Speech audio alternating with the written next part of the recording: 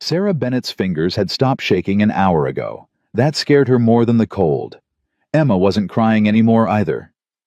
The child just stared, blue-lipped and silent, as the blizzard buried their wagon wheel by wheel. Sarah pressed her daughter's face against her chest, trying to share warmth that wasn't there. 7 days since Kentucky. 5 days since food. 3 days since Calvin's men rode past close enough to hear but too drunk to notice tracks already filling with snow. She closed her eyes and prayed for morning, though she no longer believed it would come.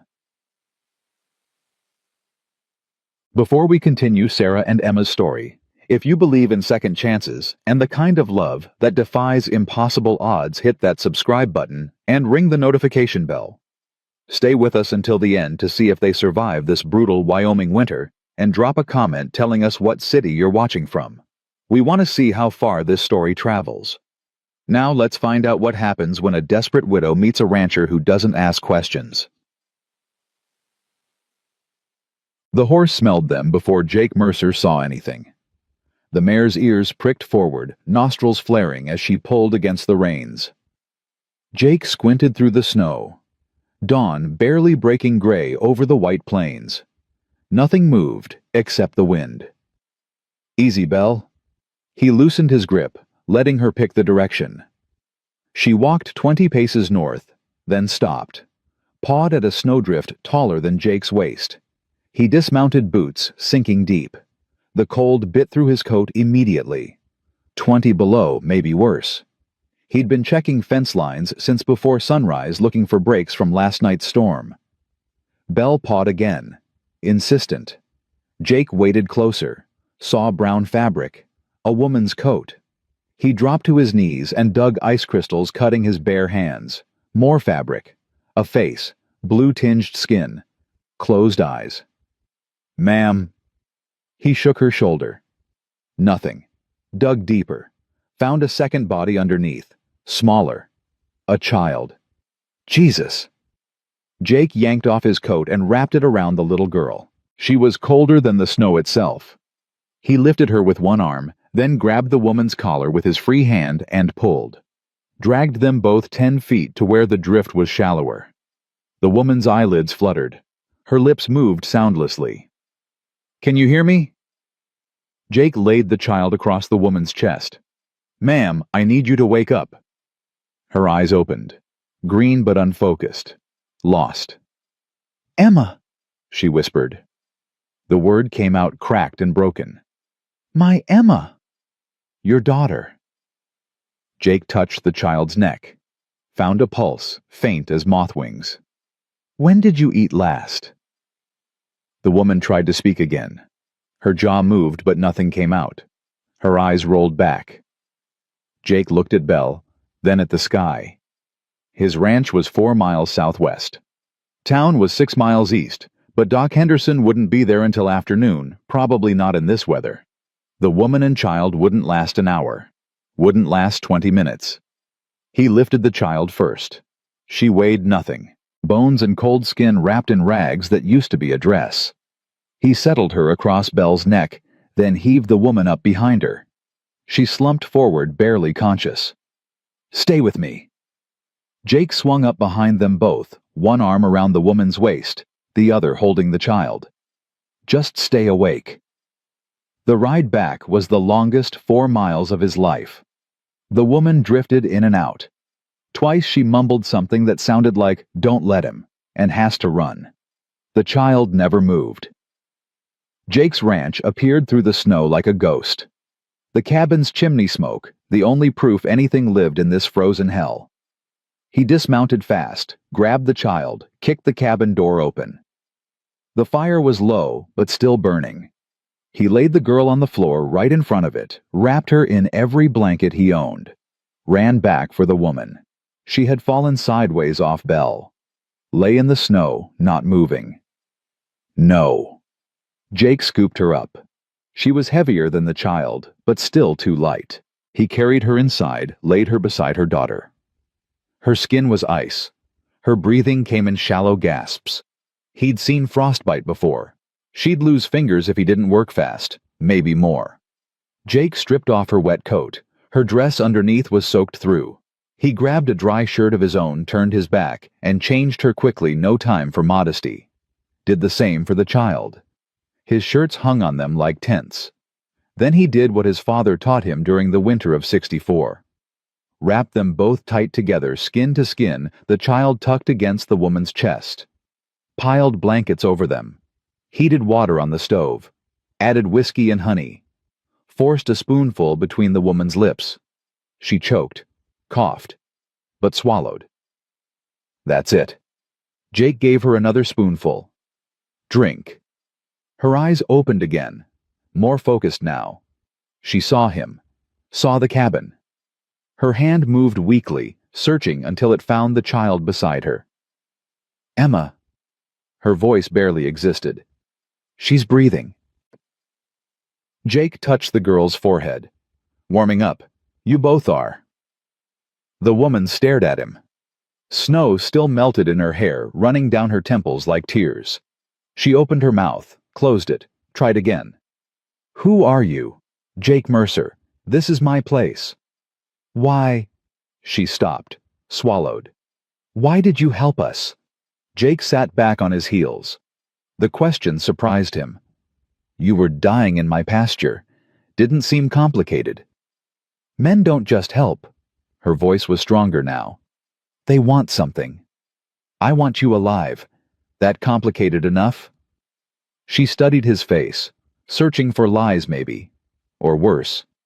Jake kept his expression plain. After a moment she looked away. I'm Sarah Bennett. This is Emma. You come from Kentucky. Her eyes snapped back to his, sharp now, scared. How did you... Your daughter's coat. Jake nodded at the pile of wet clothes steaming near the fire. Has a school patch, Harlan County. Sarah's jaw tightened. She pulled Emma closer. We're not going back. Didn't ask you to. Men will come looking. Let them. Sarah's breath caught. She studied him again, and this time Jake saw something different in her eyes. Not just fear, something calculating, measuring. You don't know what you're saying. I know you were buried in snow 5 days' walk from anywhere. Jake poured coffee from the pot that was always on his stove. I know that wasn't weather luck. That was running. He handed her the cup. She took it with shaking hands, wrapped both palms around it like it was gold.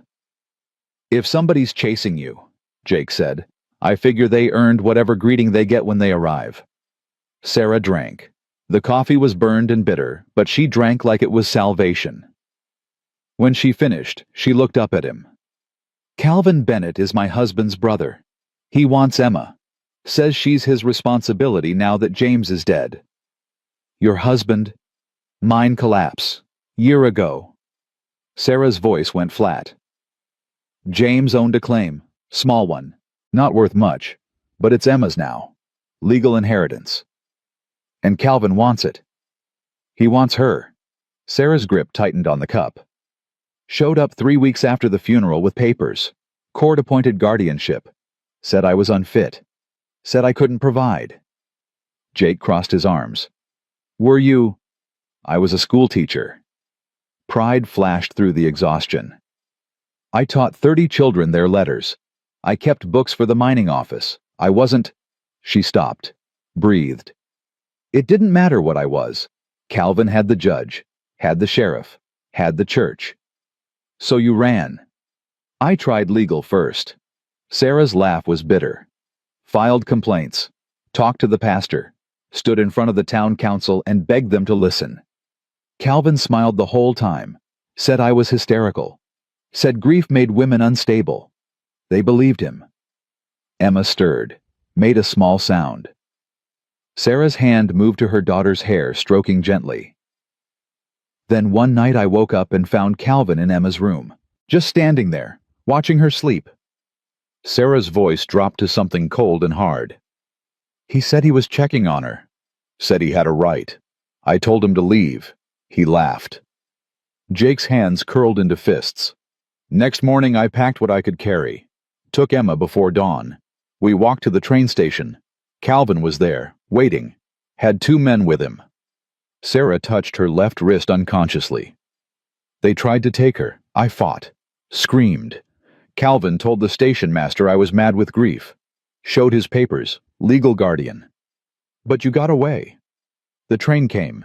People everywhere. I pushed Emma through the crowd, told her to run. She did. I followed. Sarah met Jake's eyes.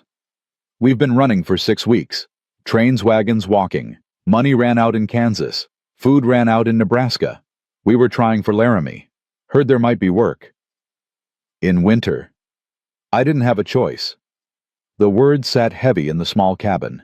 Outside, wind howled against the walls. Jake looked at the woman and child, huddled together on his floor. Sarah's eyes never left his face. She was waiting. For judgment, maybe. Or for him to say what every other man probably said. Not my problem. How old is she? Jake asked. 7. She go to school. Every day before. Sarah stopped. Before we left. Jake nodded slowly. Walked to his shelf. Pulled down a tin box. Opened it. Inside were oatcakes, hard and plain.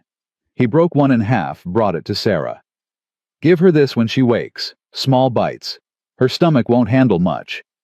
Sarah took it, stared at it, then at him.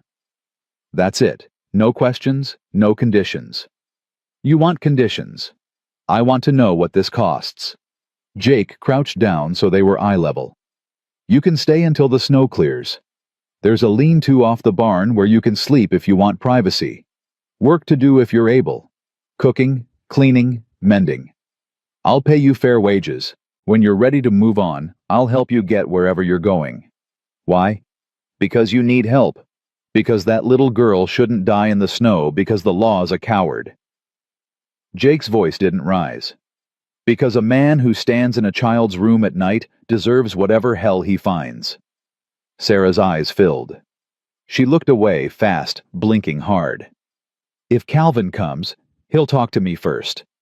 He has papers. I have a Winchester. The law can come visit too. Sarah pressed her hand over her mouth. Her shoulders shook. She wasn't crying. Not quite. But close. Jake stood, gave her space, went to the stove and started pulling out food. Dried beef, potatoes, the last of his flour. He set a pot on to boil, added meat and water. Started making something like stew. Mr. Mercer. Sarah's voice was small. Jake. Jake. She said it carefully. I can work. I'm strong. I can earn our keep. I won't be charity. Didn't figure you would be. And when we leave, if you leave, Jake stirred the pot. Wyoming winters last 6 months. You're not walking anywhere until April. Sarah said nothing. Jake glanced back. She was looking at Emma, running her fingers through the child's dark hair. The little girl's color was better, her breathing deeper. She looks like you, Jake said. Sarah smiled, small and sad. She looks like James, before the mines broke him. The stew bubbled. Jake added salt, a handful of dried herbs. It wasn't much, but it was hot and it would fill their bellies. He poured 2 bowls, brought them over. Emma first when she wakes. You eat now. Sarah took the bowl, held it, didn't eat. I lied to you, she said quietly. Jake waited. We didn't run out of food in Nebraska. We ran out in Kansas. We haven't eaten in 5 days. Jake looked at the bowl in her hands, at her face, at the bones showing sharp beneath her skin. Then stop talking and eat. Sarah brought the spoon to her lips. Tasted. Her eyes closed. A sound escaped her throat, half sob, half relief. She ate slowly, methodically, forcing herself not to rush. Jake watched. Made sure she finished every drop. More? He asked. She shook her head. Emma needs it. There's enough. I can wait. Sarah. Jake refilled the bowl, set it in front of her. Eat. This time she didn't argue. She ate 3 bowls before her body finally signaled full. By then Emma was stirring. Her eyes opened. Blue like winter sky. She saw her mother first. Mama, Right here, sweet pea. Sarah pulled her close. Right here. Emma looked around, saw Jake, pressed tighter against Sarah. It's all right. Sarah stroked her hair. This is Mr. Mercer. He found us. He's helping us. Emma stared at Jake with eyes too old for 7, eyes that had seen things no child should. She didn't speak. Jake crouched down, stayed back, kept his voice gentle. You hungry, Emma? The girl looked at her mother. Sarah nodded. Emma nodded back. Jake brought over the oatcake broken into small pieces, set it on the blanket between them. Didn't reach out, didn't touch, just waited. Emma's hand crept forward, took a piece, put it in her mouth, chewed slowly. Her eyes went wide. More? Jake asked. Emma nodded. Faster this time. He gave her the rest of the pieces one at a time, watched her eat. When she finished, he brought the stew. Sarah fed it to her spoonful by spoonful, whispering encouragement. Jake turned away. Busied himself banking the fire, checking the windows. The storm was getting worse. Snow piled against the glass like white walls. Nobody would be traveling today. Not Calvin. Not anybody. They were safe. For now. Mr. Mercer. Emma's voice was small and rusty. Jake turned. The girl was sitting up now, color in her cheeks, still thin as a rail, but alive, alert. Jake, he said. You can call me Jake. Are you a cowboy? I run cattle, so I guess that's close. Do you have a gun? Emma, Sarah pulled her back. That's not polite. It's all right. Jake met the girl's eyes. Yes, I have a gun. Can you shoot it? When I need to. Emma nodded, processing. Then, if the bad uncle comes, will you shoot him? Sarah went pale. Emma Grace Bennett, you stop that right now. It's all right, Jake said again. He looked at Emma, really looked, saw the question behind the question, the terror wrapped in childhood bluntness. If anybody tries to hurt you or your mama, I'll stop them, whatever it takes. Promise. Emma, Sarah tried. Promise, Jake said. Emma stared at him, measuring, deciding. Then she laid back down against her mother, tucked her thumb in her mouth like a much younger child, and closed her eyes. Sarah looked at Jake over her daughter's head. Her expression was complicated, grateful and guilty and scared all at once. You shouldn't make promises you can't keep, she whispered. Didn't. Calvin is dangerous. So am I. They sat in silence. Outside, the blizzard raged. Inside, the fire crackled. Emma's breathing evened out into sleep. Sarah held her close, her own eyes drifting shut despite herself. Exhaustion finally claiming what adrenaline had held at bay. Jake watched them both. Thought about the kind of man who'd chase a woman and child into winter. Thought about court papers and bought judges and social respectability that covered rot. He stood, went to the cabinet, pulled out his gun belt, checked the revolver. Loaded. 6 bullets. He set it on the table where he could reach it fast. Then he pulled out his father's old Winchester. The one he'd carried during the war. Checked that too. Loaded. Ready. He wasn't expecting Calvin Bennett tonight. Probably not tomorrow. But soon. Men like that always came. Always wanted what they claimed was theirs. Jake looked at Sarah and Emma sleeping by his fire.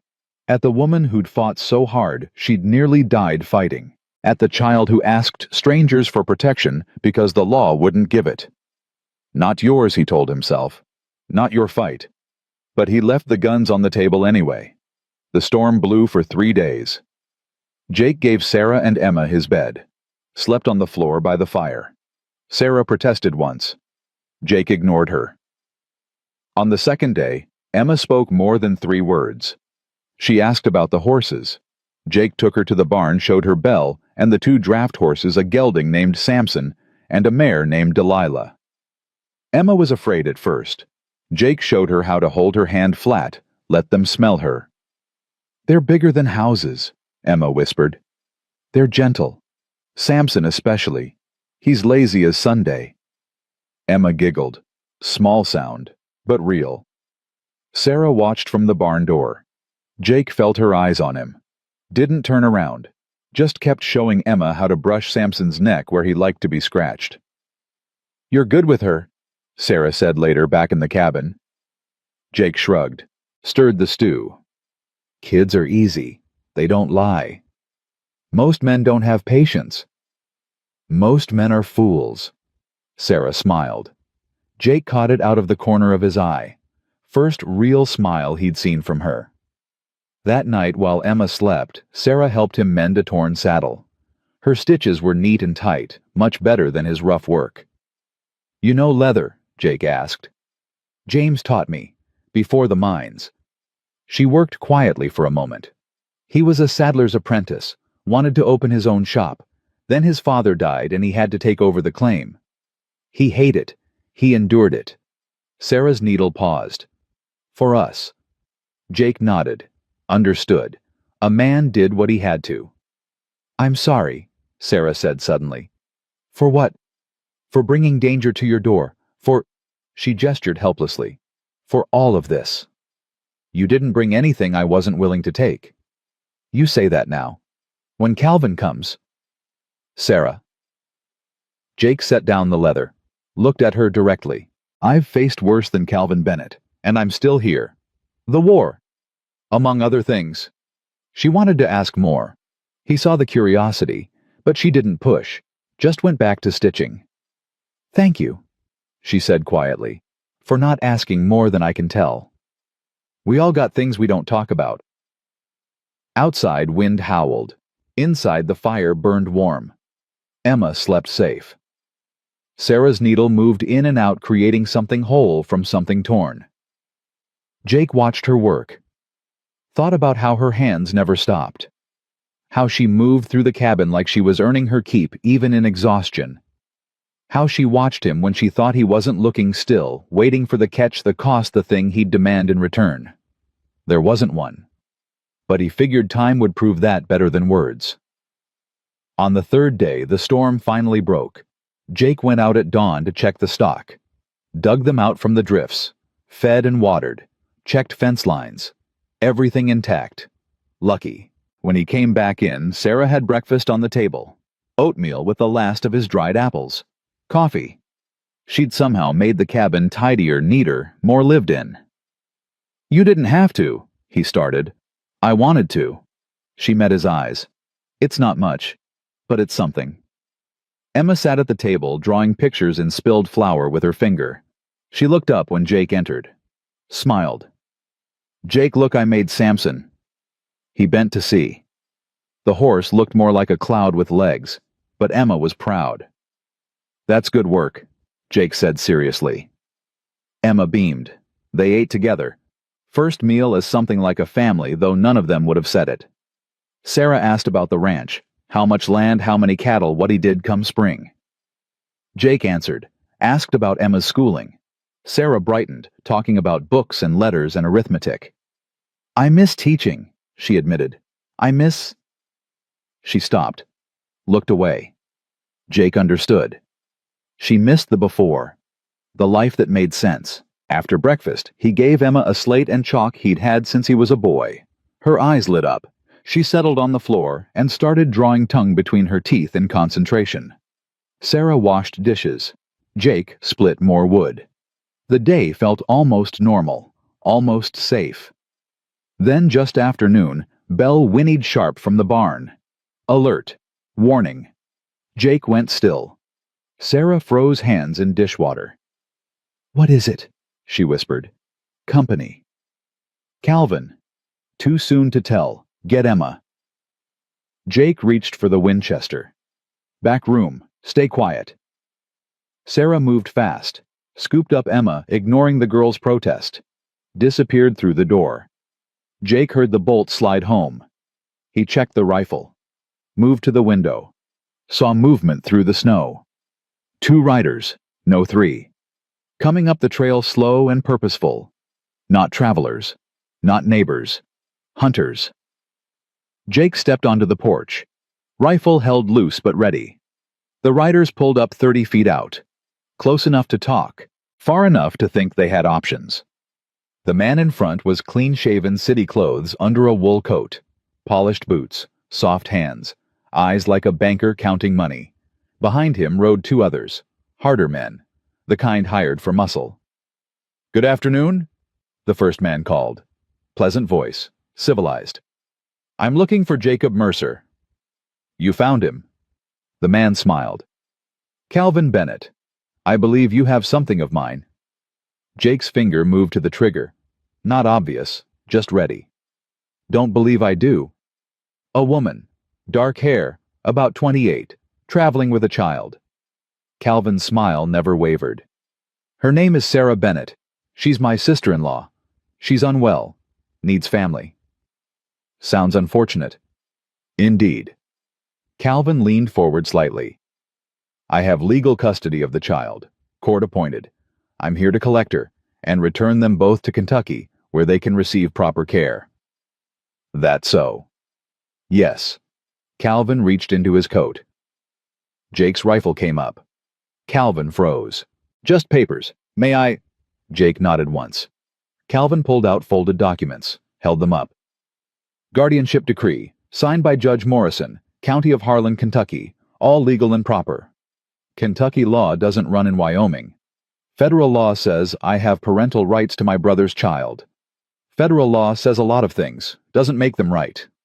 Calvin's smile thinned. "Mr. Mercer, I don't want trouble. I just want my niece. Her mother has suffered a breakdown. She needs medical intervention. The child needs stability. I can provide both." "Child looks stable to me." "You've seen them then." Jake said nothing. Calvin's eyes hardened. "Hiding a kidnapped child is a federal offense. I could have you arrested. I could bring the marshal from Cheyenne. But I'm a reasonable man." He gestured to the cabin.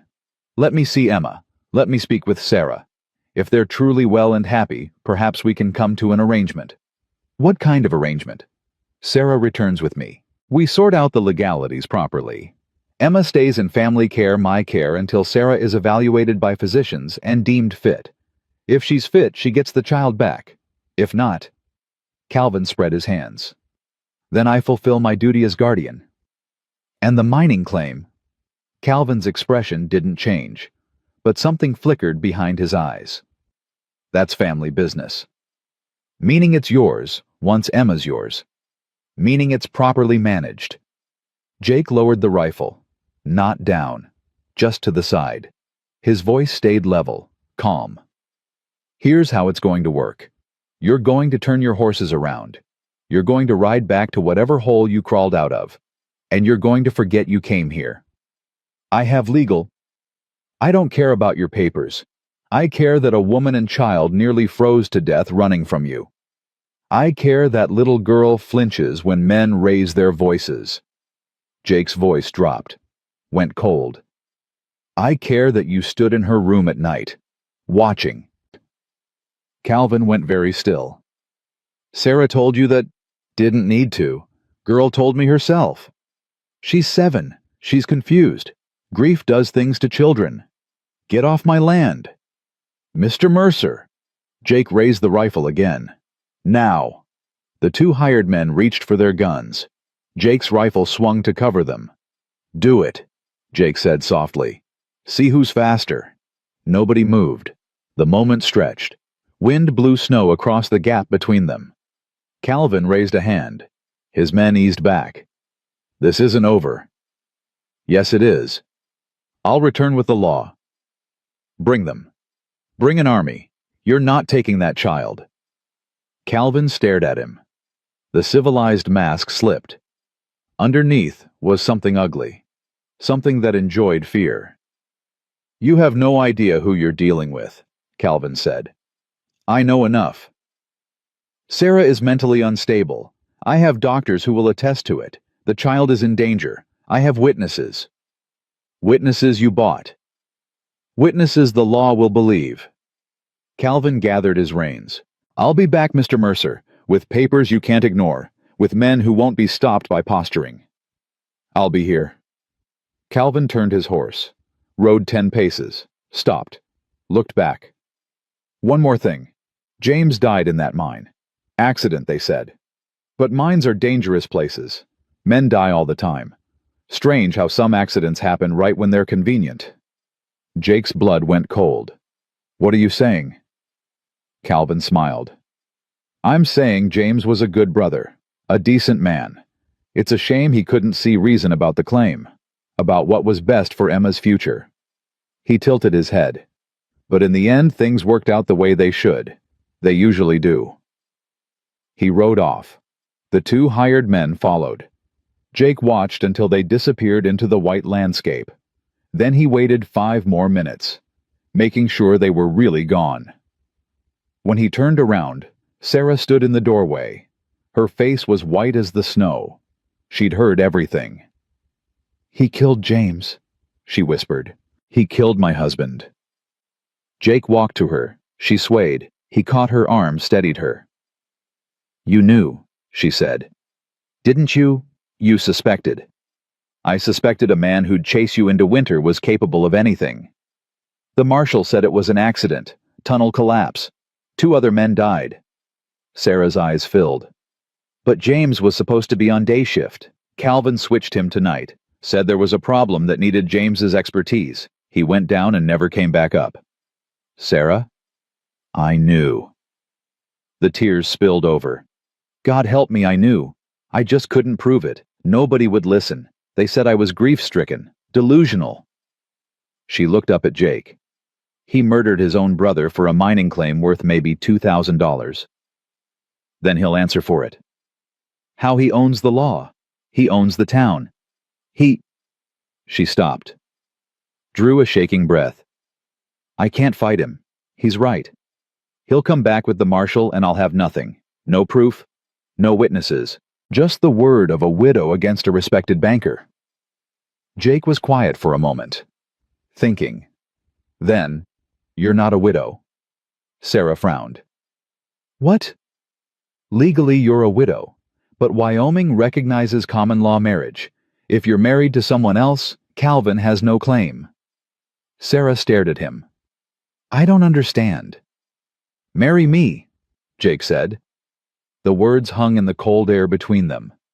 Sarah's mouth opened, closed. "You can't be serious." "I'm serious. Jake, we barely know each other. You can't just—" "I can, and I am." Jake's voice stayed steady, certain. "Calvin comes back with the marshal. He finds you're married to a Wyoming rancher. He finds Emma has a legal father. What's he going to do? He can wave his Kentucky papers all he wants. They don't mean anything against a marriage certificate filed in Wyoming territory. But it doesn't have to be real, not in the ways that matter. You and Emma stay here. You're safe. You have legal protection. When Calvin gives up and leaves, you can get it annulled. Move on. No one has to know it was just paper." Sarah shook her head. "Why would you do this?" "Because it's the right thing." "No." She stepped back. "No. Men don't sacrifice themselves for strangers without wanting something. What do you want? What's this really about?" Jake met her eyes. "My father was a good man. He raised me to stand between the wolf and the flock. I didn't do it enough during the war. Let people suffer who shouldn't have. I can't do that again." He paused. "That little girl in there asked me to protect her. I gave my word. This is how I keep it." Sarah searched his face, looking for the lie, the trap. Jake let her look. He had nothing to hide. "You'd marry me," she said slowly. "Give me your name. Risk Calvin's wrath and whatever he might do. For nothing. Not for nothing. For Emma. For you. For the fact that right matters more than legal." Jake's voice softened. "And maybe because this cabin's been too quiet too long." Sarah's breath caught. She looked away, looked back. "If we do this, if I agree, I need you to understand something." "What?" "I can't give you." She stopped, started again. "James was my husband. I loved him. I'm not ready to. I might never be ready. I'm not asking for that." "Then what are you asking for?" "A chance to do something right. And maybe if we're both lucky, some company that doesn't require explaining.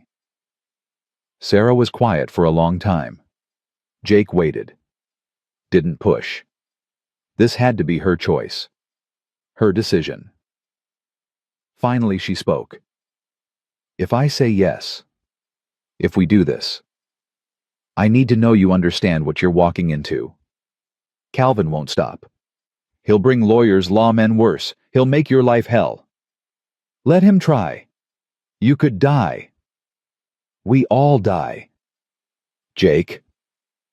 She grabbed his arm. I'm serious. He killed James. He'll kill you. Jake covered her hand with his. Then he better be fast. Sarah searched his eyes one more time. Then slowly, she nodded. All right, she whispered. All right. Yes. Jake nodded back. I'll ride to town in the morning, get the papers drawn up. We'll make it legal before Calvin can move. And Emma? She's mine as much as yours the moment we sign. Sarah's eyes filled again. But this time when she smiled, it was real. Inside the cabin behind the bolted door, Emma waited in the dark, pressing her ear against the wood, listening to every word and hoping for the first time since her father died that maybe the man with the gentle voice and the ready gun could keep the promise other men had broken. Jake left before dawn. The snow had stopped, but the cold hadn't. Sarah watched from the window as he saddled Belle, his breath forming white clouds in the darkness. He looked back, once caught her watching, nodded. Then he rode into the gray pre-dawn light and disappeared. Emma woke an hour later. Found her mother at the table, hands wrapped around cold coffee, staring at nothing. Where's Jake? Town. He'll be back tonight. Why'd he go to town? Sarah looked at her daughter. 7 years old, too young to understand, too old to lie to. He went to get papers so we can stay here, so Calvin can't take you. Emma climbed into her mother's lap, small body warm and solid, real. I like it here, Emma said quietly. Jake's nice. He doesn't yell. Sarah's throat tightened. I know, sweet pea. Can we really stay forever? I don't know about forever, but for now, for as long as we need to. Emma was quiet for a moment. Then, Mama? What are the papers for? Sarah took a breath. Jake is going to marry me, just on paper, so Calvin can't say I'm unfit, so you have a legal father who can protect you. Emma pulled back, looked at her mother with those two old eyes. Like Papa? No, baby, not like Papa. This is different. This is just to keep us safe. But Jake said he'd protect us anyway. He did, and he means it. But sometimes protection needs paper to make it real in the eyes of the law. Emma thought about this. Do you want to marry Jake? I want you safe. That's not what I asked. Sarah smiled despite everything. When did you get so smart? I'm 7. I'm practically grown. You are. Sarah pulled her close again. Jake is a good man, Emma. Better than most. If we have to do this to stay safe, I'm glad it's him. Me too, Emma said. Then after a pause, can I call him Papa? Sarah's heart cracked. Let's wait and see, sweet pea. Let's wait and see. The day passed slow. Sarah cleaned the cabin twice, cooked stew, baked bread from the last of the flour, kept her hands busy so her mind couldn't spiral. Emma drew pictures on the slate, horses and houses and stick figures holding hands. When darkness fell, Sarah lit the lanterns, fed Emma, put her to bed, sat by the fire and waited. Belle's whinny came just after 8. Sarah's head snapped up. She heard hoofbeats. 1 horse. She grabbed the poker from the fire, stood by the door. Sarah, it's me. She opened the door. Jake stood there, snow dusting his hat and shoulders. He looked tired, cold, but his eyes were steady. You get them. He pulled papers from his coat. Tomorrow morning, 10 o'clock. Judge Hawkins will do it in his office. We need 2 witnesses. Who? I asked Tom and Mary Fletcher. They own the general store. Good people. They'll keep quiet if we ask. Sarah took the papers, stared at them. Marriage license. Territory of Wyoming. Names blank. Date blank. Real as anything. You can still say no, Jake said. I'll figure something else out. There isn't anything else. Then we do this. Sarah nodded. Set the papers on the table like they might bite. When do we leave? First light. It's 4 hours to town. We'll be back before dark. And Emma? She comes. Judge needs to see her. Needs to know she's real and she's safe. Sarah looked at him. Really looked. Saw the lines around his eyes, the set of his shoulders, the way he held himself like a man who'd decided something and wouldn't be moved. You'll regret this, she said quietly. Calvin will make your life hell. The town will talk. People will assume things. Let them assume. Jake. Sarah. He stepped closer. Close enough she could smell leather and cold air and horse. I've thought about this. I know what I'm doing. Do you? Because I don't. I don't know how to be married to someone I barely know. I don't know how to live in a house that isn't mine. I don't know. Her voice broke. I don't know how to let someone help without expecting them to take something in return. Then we'll figure it out as we go. That's not a plan. It's the only one we've got.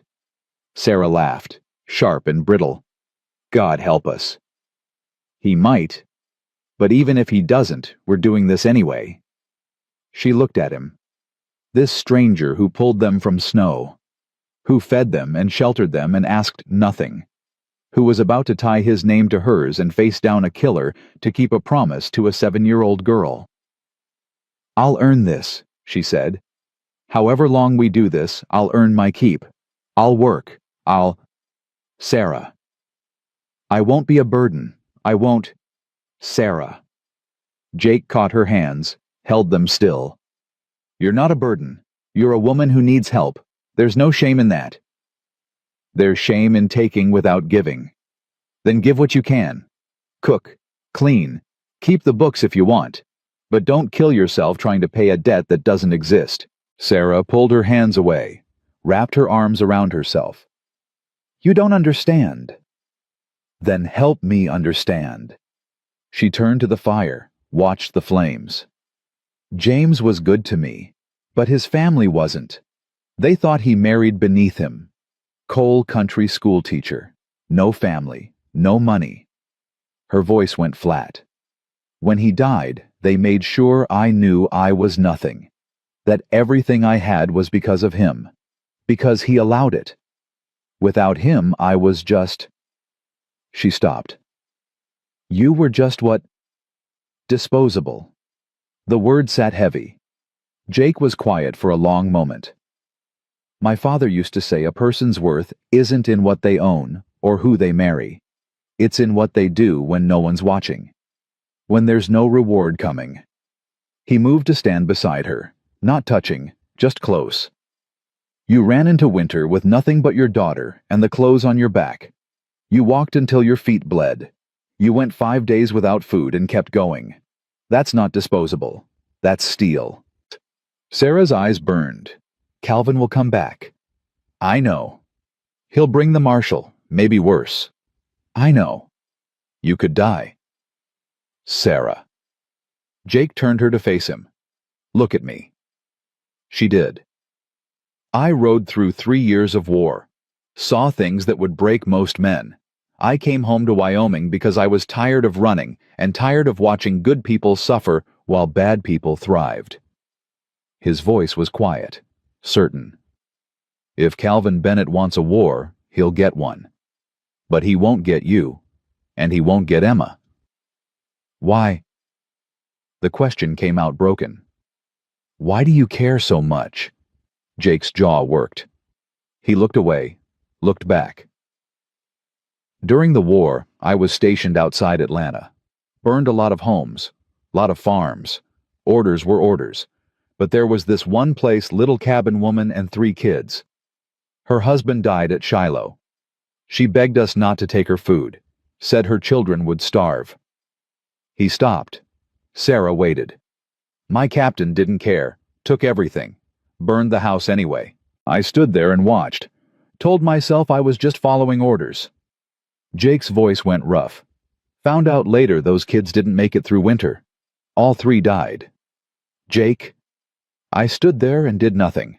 I let them suffer because it was easier than standing up. He met her eyes. I won't do that again. Not ever. Sarah reached out, touched his arm. That wasn't your fault. Doesn't matter. Still happened. And this is you trying to make up for it. This is me doing what I should have done then. They stood in the firelight, the cabin warm and quiet around them.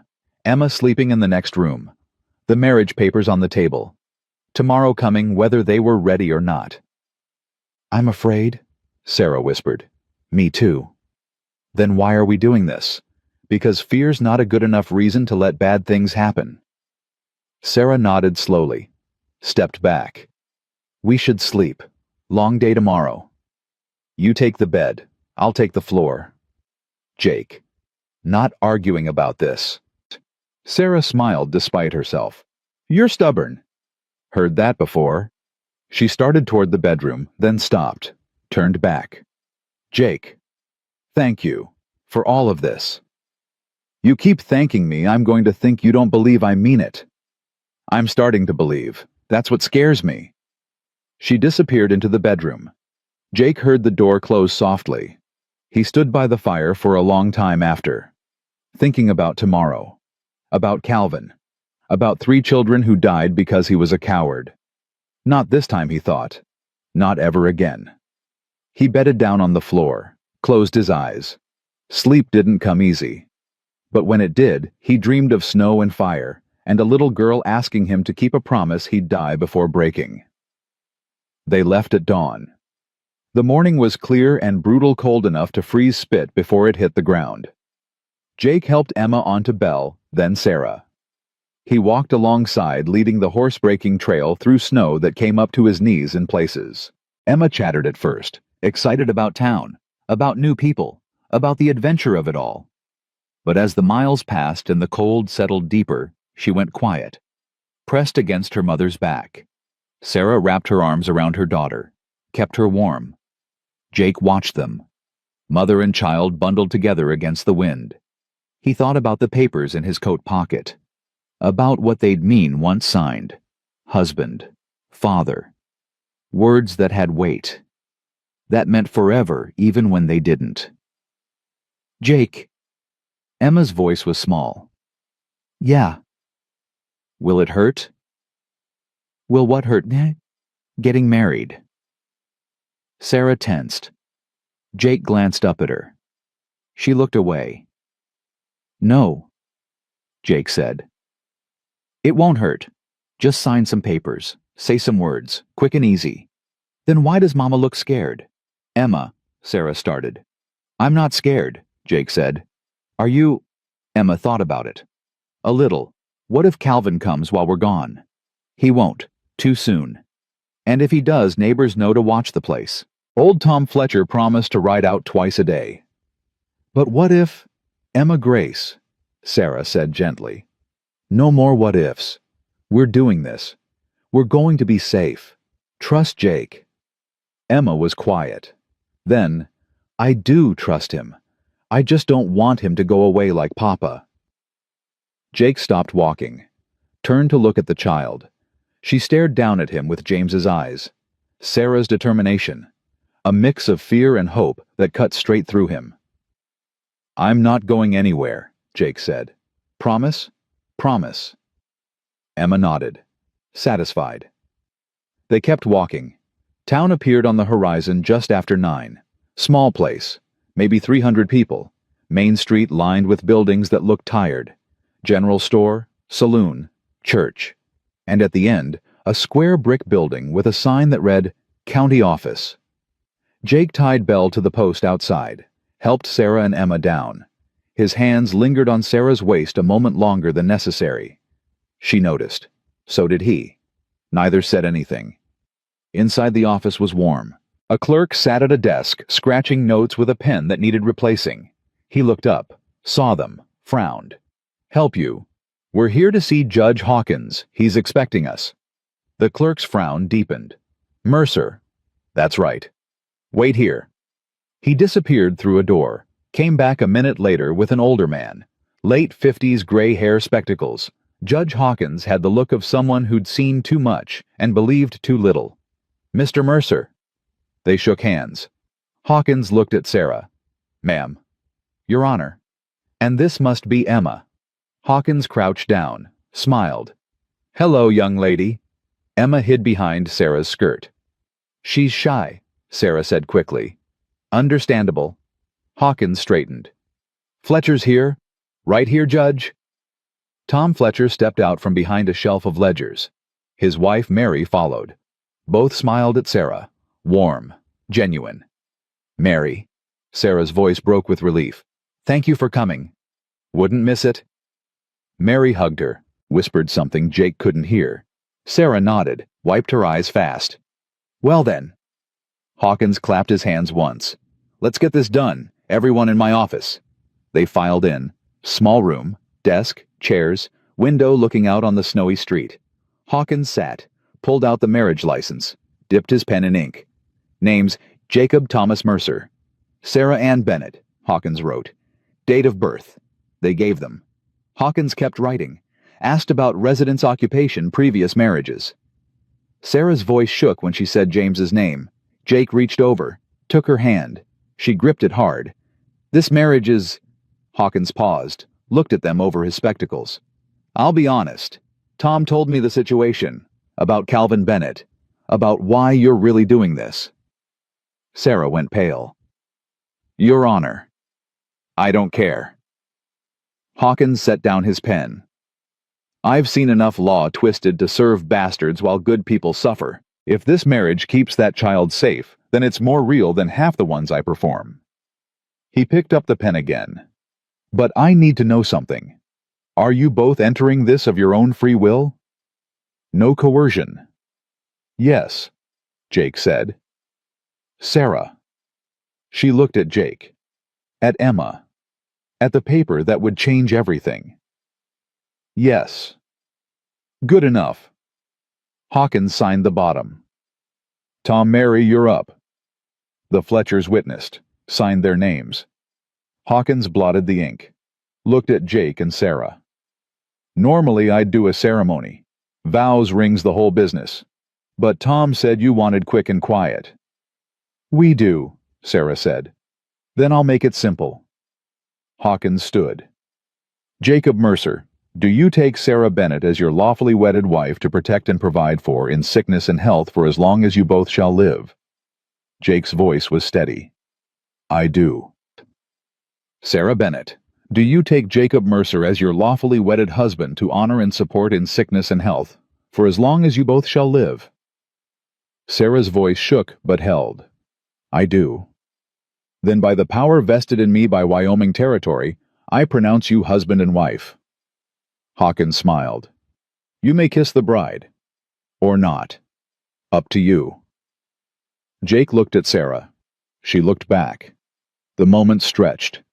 Then Jake leaned in, pressed his lips to her forehead. Gentle. Brief. Sarah's eyes closed. Thank you, she whispered. Don't thank me yet.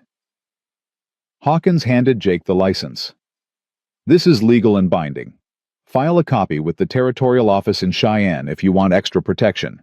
Keep the original somewhere safe. I will. And Mr. Mercer. Hawkins leaned forward. Calvin Bennett has friends in high places, but so do I. If he brings trouble, you send word. I'll make sure the marshal understands which side of the law he's supposed to be on.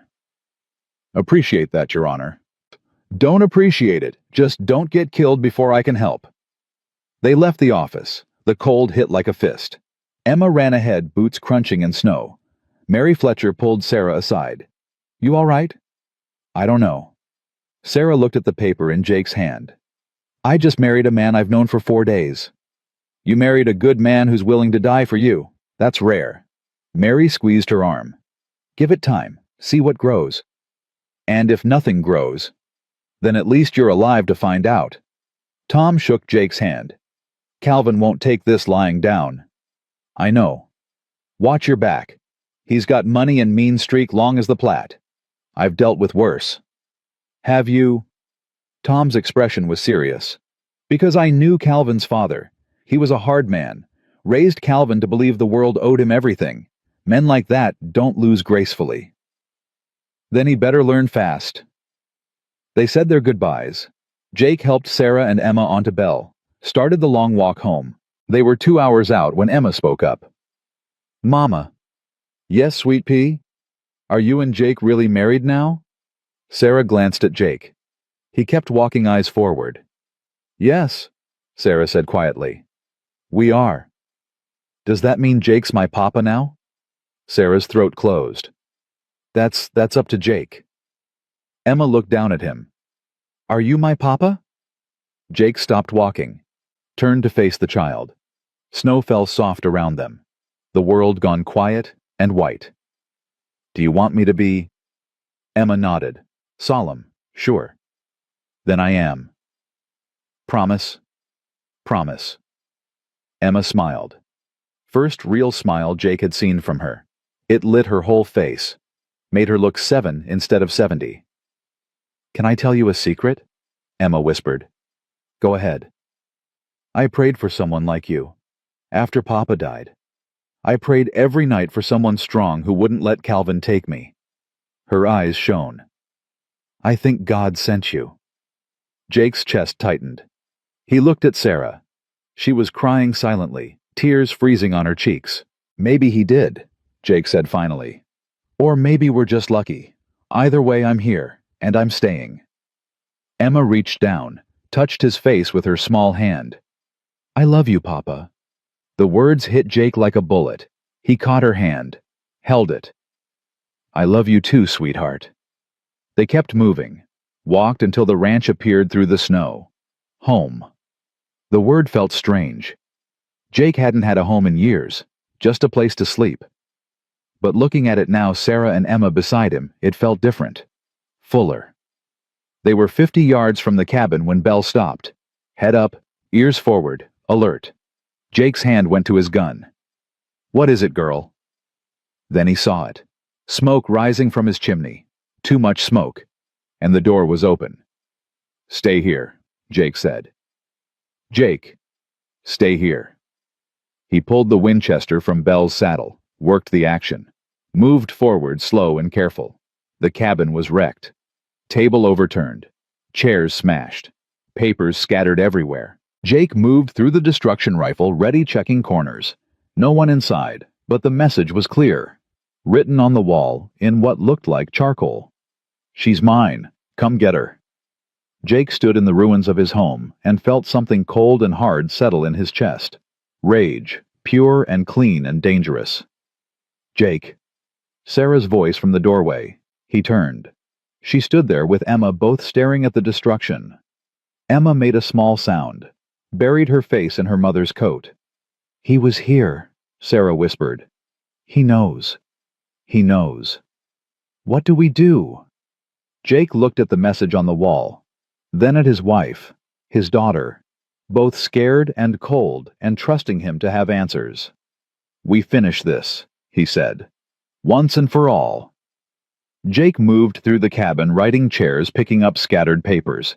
His movements were controlled, deliberate. Sarah recognized that kind of calm. She'd seen it in James once, right before he confronted Calvin about the claim. It was the calm before violence. Take Emma to the barn, Jake said without looking up. Get her settled in the tack room. There's blankets in the trunk. Jake. Now Sarah. She wanted to argue. Wanted to say they should run pack what they could carry and disappear into the snow. But Emma was shaking in her arms, and the barn at least had walls and a door that locked. Come on, sweet pea. Sarah carried her daughter outside. Behind them she heard Jake working. The scrape of furniture. The sound of something heavy being dragged. The barn was warmer than she expected. The horses shifted in their stalls, restless from strangers visiting during the day. Sarah found the tack room, a small space that smelled of leather and oil. The trunk Jake mentioned held wool blankets and an old bearskin that was worn but thick. She made a nest in the corner, settled Emma into it. The child hadn't spoken since seeing the cabin. Her eyes were too wide, her breathing too fast. "Mama?" Emma's voice was tiny. "Is the bad uncle coming?" Sarah smoothed her daughter's hair. "I don't know." "Will Jake fight him?" "Yes." "Will Jake win?" The question hung there. Sarah wanted to say yes, wanted to promise her daughter that good always triumphed, that righteous men prevailed. But she'd learned the hard way that the world didn't work like that. "I hope so," Sarah said finally. "I really hope so." Emma grabbed her mother's hand. "Don't leave me." "I won't. I'm right here." "Promise. Promise." They sat in the makeshift nest, holding each other, listening to the horses breathe and the wind howl and waiting for whatever came next. Jake appeared in the doorway 20 minutes later. He'd changed clothes. Dark shirt, dark pants. His gun belt sat low on his hips, and he carried the Winchester in one hand and a revolver in the other. "Sarah, I need you to listen carefully." She stood, keeping herself between him and Emma. Old instinct. Calvin's message wasn't just a threat. It was a claim. He's saying you're his property and I stole you. Jake's voice was flat, empty of emotion. "He'll be back, soon. And he won't come alone. How many? At least the 2 he had before. Maybe more. So we're outnumbered. We're outgunned. But we're not helpless." Jake held out the revolver. "You know how to shoot?" Sarah stared at the weapon. "James taught me, years ago." "Good enough." He pressed the gun into her hand. 6 shots. Point and pull. Don't think, just act. The metal was cold and heavy. Sarah's hand shook. "I can't." "Yes, you can. If someone comes through that door who isn't me, you shoot them. Center mass. Keep shooting until they stop moving." "Jake?" "Sarah." He grabbed her shoulders. "I need you to understand. Calvin wants Emma. If he gets past me, you're all that stands between him and your daughter. Can you do that? Can you pull that trigger?" She looked at Emma, small and scared in the corner, thought about Calvin standing in her daughter's room at night, about James dying in a mine that should have been safe, about running through snow with nothing but desperation and love. "Yes," Sarah said. "Yes, I can." "Good." Jake released her, moved to the door. "I've barricaded the cabin, set up positions I can fire from. If they come, I'll hold them as long as I can. And if you can't, then you run, take Emma and go north. There's a trapper named Silas 3 miles up the creek bed. Tell him Jake sent you. He'll hide you." "I'm not leaving you." "Sarah, I said I'm not leaving you." Her voice shook, but held firm. "You married me, gave me your name, made promises to my daughter. I won't let you die alone defending what's ours." Jake stared at her. Something shifted in his expression, softened. "Our marriage license is in the desk drawer. Top right. If something happens to me, you take it and go to Judge Hawkins. He'll protect you." "Nothing's going to happen to you." "Sarah." "No." She stepped closer. "You don't get to give up before the fight even starts. You don't get to plan your funeral when Emma just called you Papa." Jake's jaw worked. He looked away, looked back. "I've been in battles. Real ones. War is chaos and luck and who shoots first. I can't promise." "Then don't promise. Just fight." They stood there inches apart, the revolver between them like a pact. "All right," Jake said finally. "All right." He left. Sarah heard his boots crunch through snow back to the cabin. She sat down beside Emma, gun in her lap, and waited. The sun tracked across the sky. Noon came and went. Emma dozed, fitfully exhausted from fear. Sarah didn't sleep. Couldn't. Every sound made her jump. Every wind gust sounded like hoofbeats. She thought about the last year, about James dying, about Calvin's smile at the funeral, about running and starving and nearly freezing. about Jake's hands pulling her from the snow, about his voice saying, "I do," in Judge Hawkins's office, about Emma calling him Papa like it was the most natural thing in the world. They'd been married less than 12 hours, barely knew each other. But sitting in that barn, gun in hand, Sarah realized something that terrified and comforted her in equal measure. She didn't want Jake to die, not just because they needed him, not just because he was protection and safety and a name that meant something, but because somewhere in 4 days of kindness and quiet strength, she'd started to care what happened to him. The realization made her angry. She had no right to care, no space in her heart for anyone but Emma. James had been dead a year, and she still dreamed about him. Still heard his voice, still felt the ghost of his touch. She had nothing left to give. But the gun in her hands said otherwise. The way her heart hammered every time she thought about Calvin riding up said otherwise. The fact that she was prepared to kill to protect this man she barely knew said everything. "Mama." Emma stirred, rubbed her eyes. "What time is it?" "Late afternoon, almost dark." "Has anyone come?" "Not yet." Emma sat up, looked at the gun in Sarah's lap. "Are you scared?" "Yes." "Me too." Emma crawled closer. "But Jake's strong. He'll win." "How do you know?" "Because he promised. And Jake doesn't lie."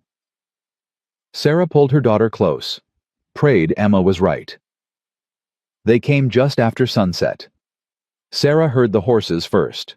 Multiple riders, coming fast. She stood moved to the door, peered through the crack. 6 men. Calvin in the lead on his black gelding, the 2 hired guns behind him, and 3 more she didn't recognize. Hard-looking men with rifles and the kind of faces that said they'd done bad things and would do more. They pulled up in front of the cabin, spread out, tactical, practiced. "Mercer," Calvin's voice carried across the snow. "I know you're in there, and I know you've got Sarah and Emma. Send them out and we'll talk. Settle this civilized." Silence from the cabin. "I've got 6 men, Mercer. You've got what a Winchester and pride. This doesn't have to end bloody. Just give me what's mine." "Nothing here is yours." Jake's voice came from somewhere inside. Sarah couldn't see him, but she heard the steel in his words. "Leave now, and you leave breathing." Calvin laughed. "Big talk for a man alone." "Who says I'm alone?" "You expect me to believe you've got an army in there?" "I expect you to believe I'll put a bullet in you before you finish your next sentence." The hired guns shifted. Hands moved toward weapons. Calvin raised a hand, stopping them. "All right, Mercer. Let's try honesty. I want the girl. The mining claim is worth $2,000. I'll give you $500 to walk away. That's more than fair." "Not interested." "1,000 then. Cash. Right now." "Still not interested." "Why?" "She's not even yours. You've known them what a week, and you're willing to die for." The shot cracked through the cold air, kicked up snow 2 feet from Calvin's horse.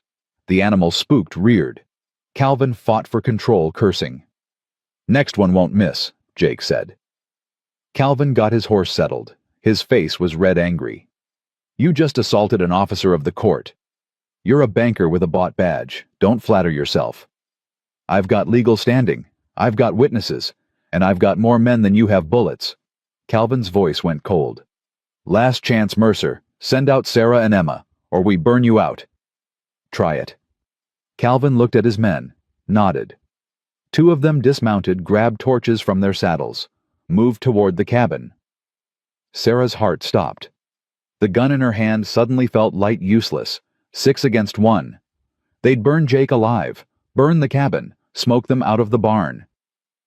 She looked at Emma, at her daughter's terrified face, at the future closing in like jaws. No, Sarah thought, not like this. She stood, shoved the gun in her coat pocket, grabbed Emma's hand. "Mama, what are you doing?" "Ending this." "No." "Stay close to me. No matter what happens, stay close." She pulled open the barn door, stepped out into the dying light. Calvin's men saw her immediately, raised rifles. Wait! Sarah's voice cut through the tension. Wait! Calvin turned. His smile was sharp and cruel. Sarah, finally, some sense. Jake's voice roared from the cabin. Sarah, get back inside. She ignored him, kept walking. Emma pressed against her side, stopped 10 feet from Calvin's horse. You want to talk civilized, Sarah said. Let's talk. Nothing to talk about. You're coming with me. Emma's coming with me. This ends now. No. Sarah pulled the marriage license from her pocket. This ends now. I'm married, legal and binding. Judge Hawkins performed the ceremony this morning. Tom and Mary Fletcher witnessed. Calvin's smile faded. You're lying. Read it yourself. She held up the paper. One of the hired guns moved forward, took it, brought it to Calvin. He read it. His face went white, then red. This is fraud, coercion. I'll have it annulled before, on what grounds I married of my own free will. Emma has a legal father now. Your claim is void. My claim is blood. I'm her uncle. And Jake is her father. Wyoming law says paternal rights trump blood relations. You have no standing. Sarah's voice shook but held. You lost Calvin. Accept it and go home. Calvin crumpled the paper, threw it in the snow. You stupid woman. You think a piece of paper changes anything? I'll drag you back to Kentucky in chains. I'll have that marriage annulled and I'll put Emma in a home where what? Sarah stepped closer. Where you can access her inheritance, where you can control her money. That's what this is about. Not family, not duty, money. Shut your mouth. James knew, didn't he? He knew you wanted the claim. That's why he changed his will. That's why he left everything to Emma, not you. Because he knew exactly what kind of man you are. Calvin's hand moved to his gun. I said shut your mouth. Is that what you told him? Before you collapsed the mine? Before you murdered your own brother? The words hung in the cold air. Calvin went very still. You can't prove that. I don't have to prove it. I just have to say it. Loud enough. Often enough.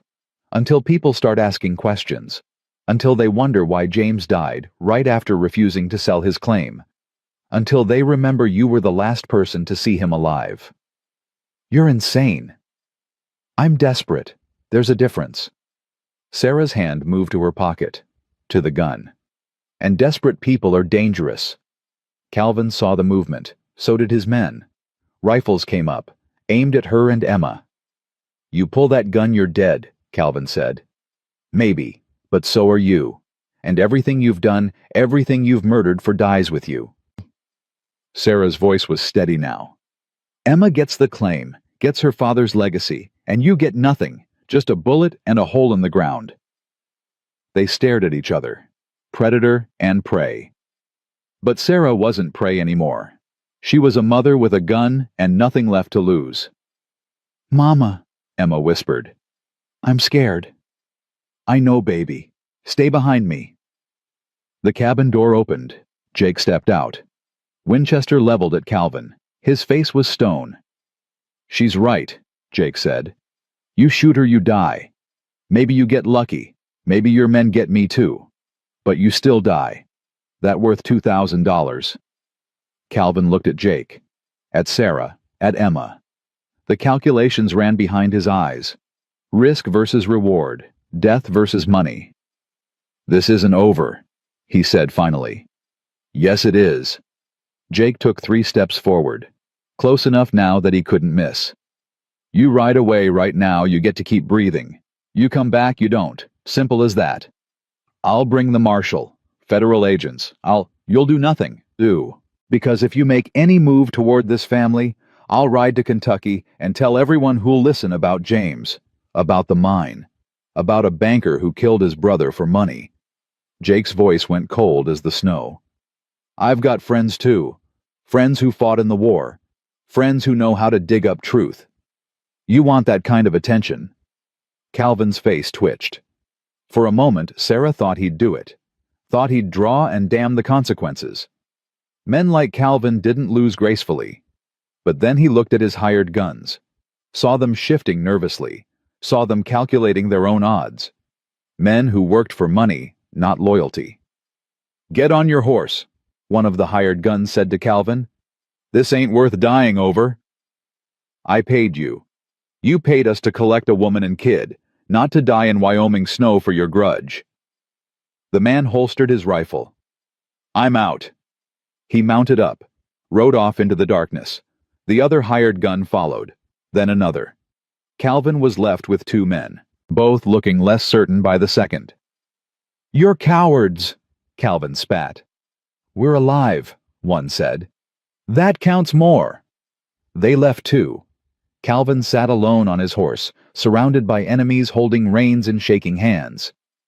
"You'll regret this," he said to Sarah. "All of you. I promise you'll—" Jake fired.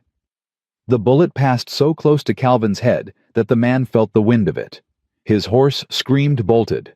Calvin barely hung on, careening away into the darkness, curses trailing behind him like smoke. Silence fell. Sarah stood in the snow. Emma clutched against her gun, still in her pocket. Her whole body shook. Jake lowered the Winchester, walked to Sarah, stood in front of her. "You shouldn't have come out." "I know." "You could have been killed." "I know." "I told you to stay in the barn." "I know." Sarah looked up at him. "But I couldn't let you die alone." Something broke in Jake's expression. He reached out, pulled her and Emma against him, held them both tight. Sarah felt his heart hammering, felt the fear he'd hidden so well, felt the relief flooding through him. "Don't do that again," he said into her hair. "Please, don't ever do that again." "I can't promise that." "Sarah, if someone threatens my family, I fight. That's who I am." Jake pulled back, looked at her. "Your family." Sarah met his eyes. "Yes." The word sat between them. Heavy with meaning, neither was ready to name. Emma broke the moment. "Is the bad uncle gone?" "Yes," Jake said. "He's gone." "Forever." "Forever." Emma threw her arms around his neck. "You did it, Papa. You won." Jake held her close. His eyes met Sarah's over the child's shoulder. "We won. All of us." They stood there in the snow as darkness fell complete. Three people who'd been strangers a week ago, now bound by paper and promises, and the kind of desperate love that only grows in winter. The next days passed in strange normalcy. Jake repaired the cabin. Sarah cooked and cleaned and pretended her hands weren't still shaking. Emma played with the horses and laughed more than she cried and called Jake Papa, like she'd been doing it her whole life. But Sarah couldn't sleep.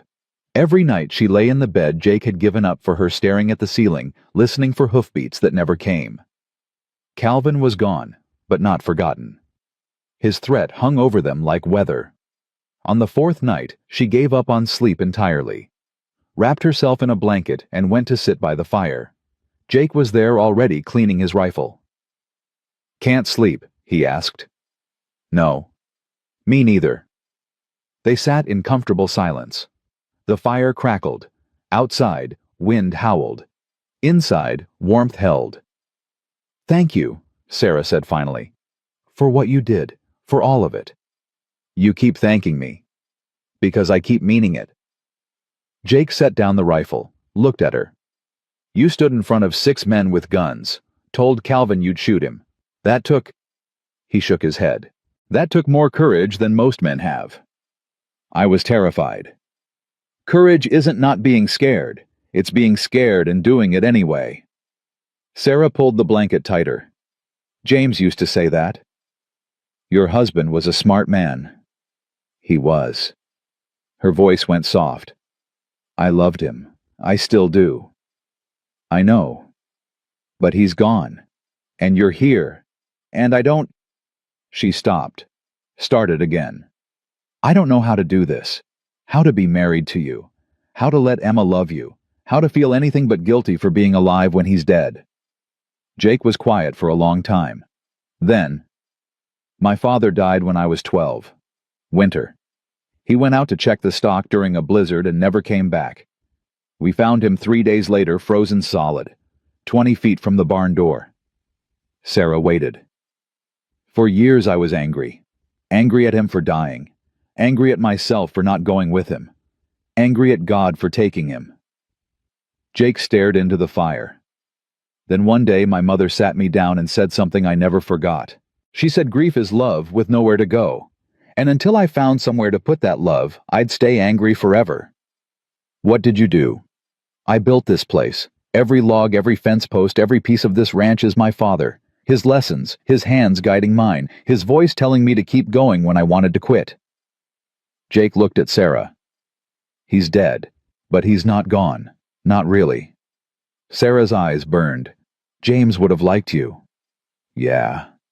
He respected men who kept their word, who protected the weak, who did right even when it cost them. She smiled through tears. You would have gotten along. Then maybe he sent me, Jake said quietly. Maybe he's looking out for you still. Made sure you landed somewhere safe. You believe that? I believe love doesn't die just because a heart stops. I believe good men leave marks on the world. And I believe James loved you enough to want you happy, even if he couldn't be the one to make you that way. Sarah broke. The tears came fast and hard. Months of grief finally released. Jake moved to her side, pulled her against his chest, let her sob. He didn't shush her or tell her it would be okay. He just held her while she fell apart. When she finally quieted, she stayed against him, listened to his heartbeat, felt his warmth, realized she felt safe for the first time since James died. I'm not asking you to love me, Jake said into the silence. I'm not asking for anything except what we agreed. But Sarah? He tilted her face up. If someday you find room in your heart for someone new, I'll be here, waiting. No pressure, no demands, just possibility. Sarah searched his face, saw patience and strength and the kind of steady goodness that was so rare it felt mythical. You're a good man, Jacob Mercer. I'm trying to be. James was good. Calvin was his brother. Same blood, same upbringing. But one became a protector, and the other became a predator. She touched Jake's face. Blood doesn't make it a man. Choices do. Then I choose this. You, Emma. This family we've stumbled into. Even though it's complicated. Especially because it's complicated. Easy things don't mean much. Sarah leaned her forehead against his. They sat like that for a long time. Not kissing, not moving. Just breathing together. Being together. Finding what comfort they could in a world that gave so little. Mama, Emma's voice from the doorway. They pulled apart. Emma stood there in Jake's too big shirt, rubbing her eyes. Why are you awake, sweet pea? Bad dream. Emma came to them, climbed into Sarah's lap. I dreamed the bad uncle took me away and you couldn't find me. Just a dream, Sarah soothed. You're safe. We're all safe. Promise. Promise. Emma looked at Jake. Were you and Mama talking about Papa Rio? Papa? Jake glanced at Sarah. She nodded. We were, Jake said. I still remember him. I don't want to forget. You won't forget. We won't let you. Jake pulled them both close. Your real Papa loved you more than anything. He died trying to give you a good life. We're going to honor that. Going to make sure you grow up knowing his name, his stories, his love. And you'll love me too? Already do. Emma nestled between them. I have two papas now. One in heaven and one here. That's special. Very special, Sarah whispered. They sat together by the fire. Mother, daughter, and the man who'd chosen them when he didn't have to. Outside winter raged on, but inside warmth was taking root. The kind of warmth that starts small and grows slow and becomes something strong enough to survive anything. Even Calvin Bennett. The letter arrived 3 weeks later. Tom Fletcher brought it himself riding through snow that came up to his horse's chest. He handed it to Jake without a word, just a grim look that said everything. Jake opened it on the porch. Sarah stood beside him, Emma between them. The official seal of Harlan County, Kentucky, stared up at them like an accusation. "What does it say?" Sarah's voice was barely audible. Jake read aloud. "Notice of challenge to marital legitimacy. Calvin Bennett, acting guardian of Emma Bennett, hereby contests the marriage of Sarah Bennett and Jacob Mercer on grounds of fraud, coercion, and conspiracy to deprive a legal guardian of his ward. Hearing scheduled for March 15th in Cheyenne Territorial Court.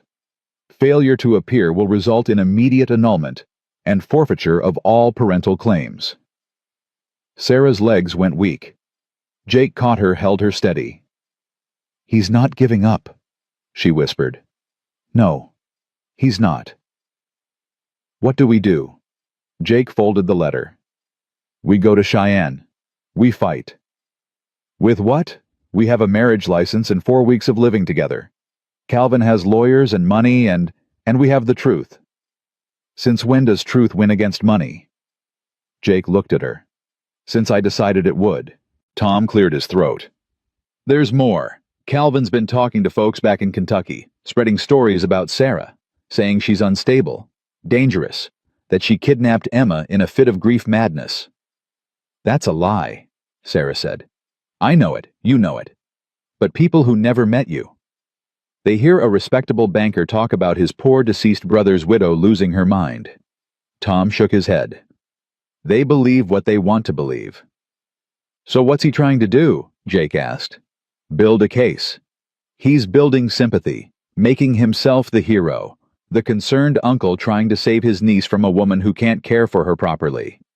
Sarah turned away, pressed her hand to her mouth. Emma tugged at her skirt. "Mama, what's wrong?" "Nothing, Sweet Pea. Go inside. It's too cold out here." "But—" "Inside, now." Emma's face crumpled, but she obeyed. The door closed behind her. Sarah waited until her daughter's footsteps faded. Then she let herself break, just for a moment, just long enough to feel the weight of it all crushing down.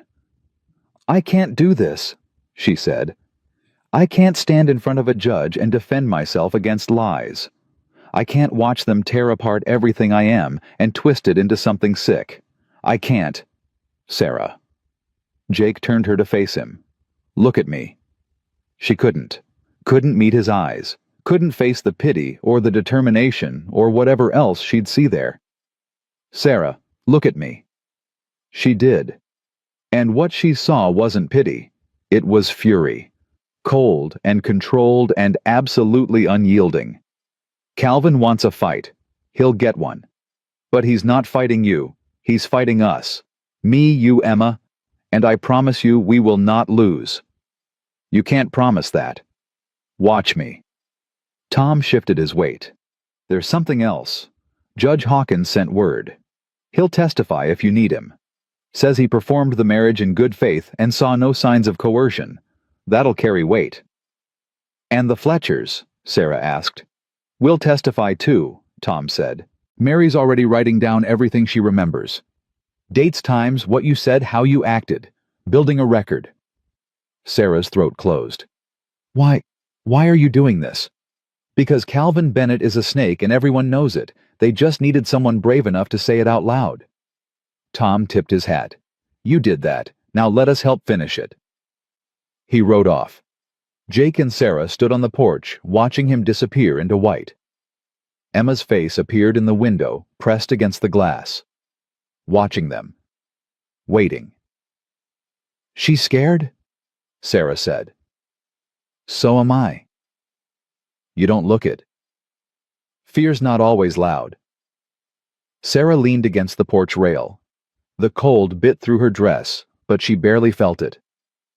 "When I married James, I thought I knew what marriage meant. Partnership, love, building something together." She laughed bitterly. "Then he died and I learned what it really meant. It meant being property, being nothing without a man's name. That's not what this marriage means." "Isn't it? You gave me your name so I could hide behind it? So the law would protect me, because it wouldn't protect me on my own. I gave you my name because you needed it and I had it to give. There's a difference." Is there... Sarah turned to him. Be honest. If I wasn't running from Calvin, if Emma wasn't in danger, would you have married me? Jake was quiet for a long moment. No. Probably not. The word hit like a fist. Sarah nodded, looked away.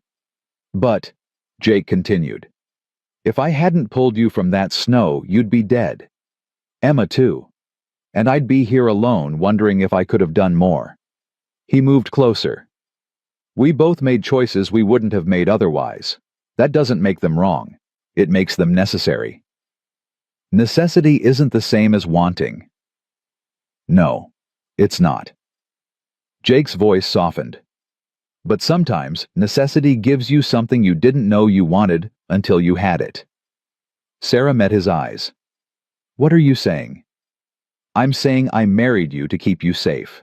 But somewhere in the last month you stopped being a responsibility and started being... He stopped, shook his head. Never mind.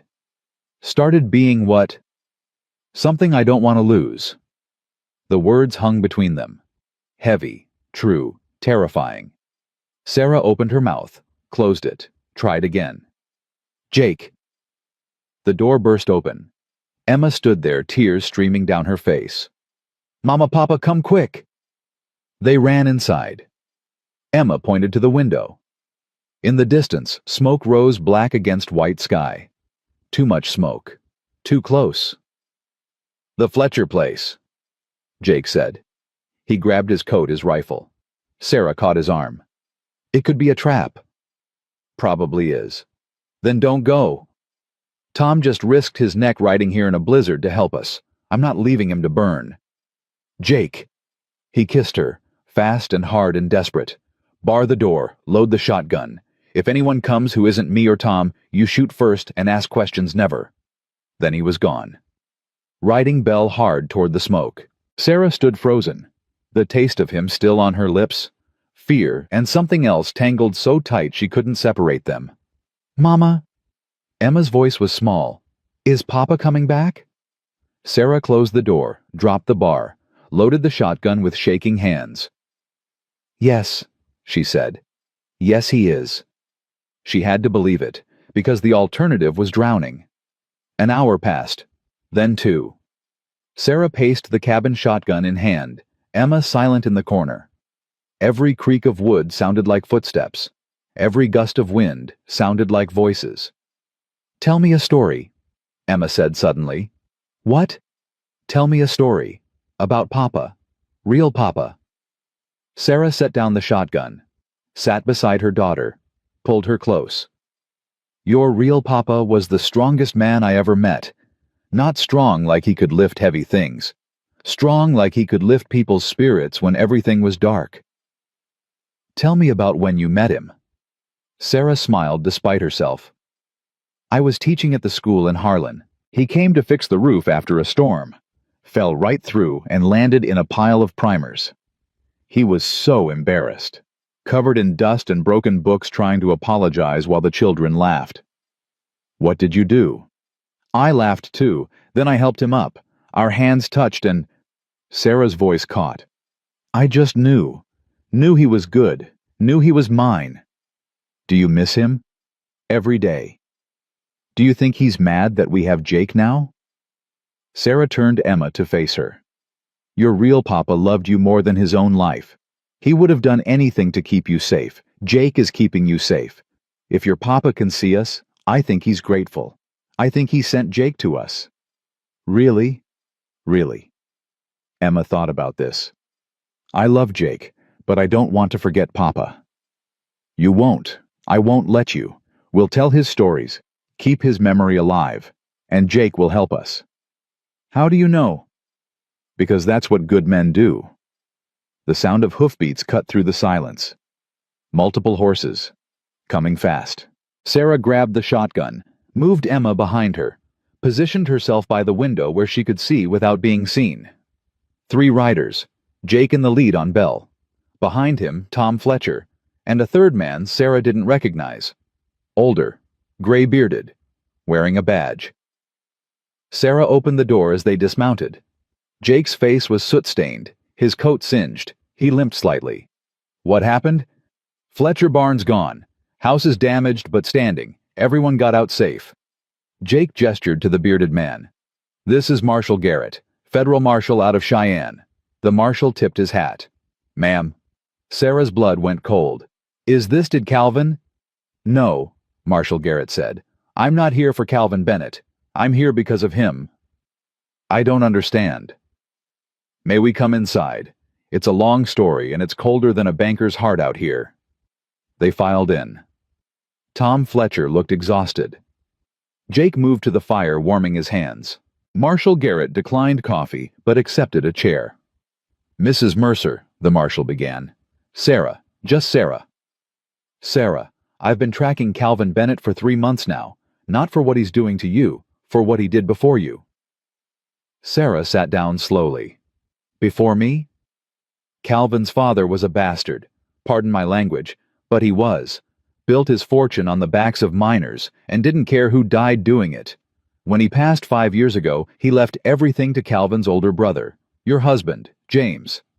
I know this story. You know part of it. What you don't know is that 3 men died in suspicious mine collapses in the 2 years before James. All 3 were obstacles to Calvin gaining control. All 3 died right after refusing to sell their claims. Sarah's hand went to her throat. You're saying? I'm saying Calvin has a pattern, a history, and James was just the latest victim. Can you prove it? Marshal Garrett's expression darkened. That's the problem. Calvin's smart. He covers his tracks, uses intermediaries, makes it look like accidents. I've been building a case for months, but every witness disappears or recants or suddenly can't remember what they saw. So why are you here? Because the fire tonight wasn't an accident. It was a message. Calvin's getting desperate, making mistakes, and desperate men do sloppy things. The marshal leaned forward. I need your help. I need you to testify. Everything Calvin's done, everything he threatened, I need it on record. He'll kill her, Jake said flatly. Not if I arrest him first. On what charges? You just said you can't prove the murders. I can prove intimidation, harassment, attempted kidnapping. It's not murder, but it's enough to hold him. And once he's locked up, people talk. People who were too scared before suddenly find their courage. Sarah looked at Tom. Your barn, your family. That was because of us. That was because of Calvin, Tom said, and I want him to pay. If I testify, he'll destroy me. He'll drag every painful moment of my life into public record. He'll make me sound insane. Let him try, Marshal Garrett said. I've read the Kentucky court documents. I've talked to people who knew you and James. You're not insane. You're a survivor, and juries respond to survivors. What if they don't? What if Calvin wins? Then we appeal, and we keep appealing until justice sticks. The marshal's voice was hard. I've been a lawman for 20 years. I've seen bad men walk free and good people hang. I'm tired of it. This is one I can win, but only if you're brave enough to stand up. Sarah looked at Emma, at Jake, at the life they'd built in 4 weeks, fragile and precious and worth fighting for. What do you need me to do? Marshal Garrett smiled. Tell the truth, all of it. No holding back. No protecting his reputation or worrying about looking proper. Just truth raw and ugly. When? The hearing in Cheyenne, March 15th. Calvin's lawyers will tear into you. I won't lie about that. But I'll be there. Judge Hawkins will be there. And Jake will be there. Sarah looked at Jake. He nodded. Every step. And Emma? She'll need to testify too, just briefly, about what she remembers, what she saw. She's 7 years old. I know, and I hate asking, but her testimony, a child's testimony, carries weight. Juries believe children. Sarah's hands clenched into fists. She's been through enough. I know, but this is how we end it.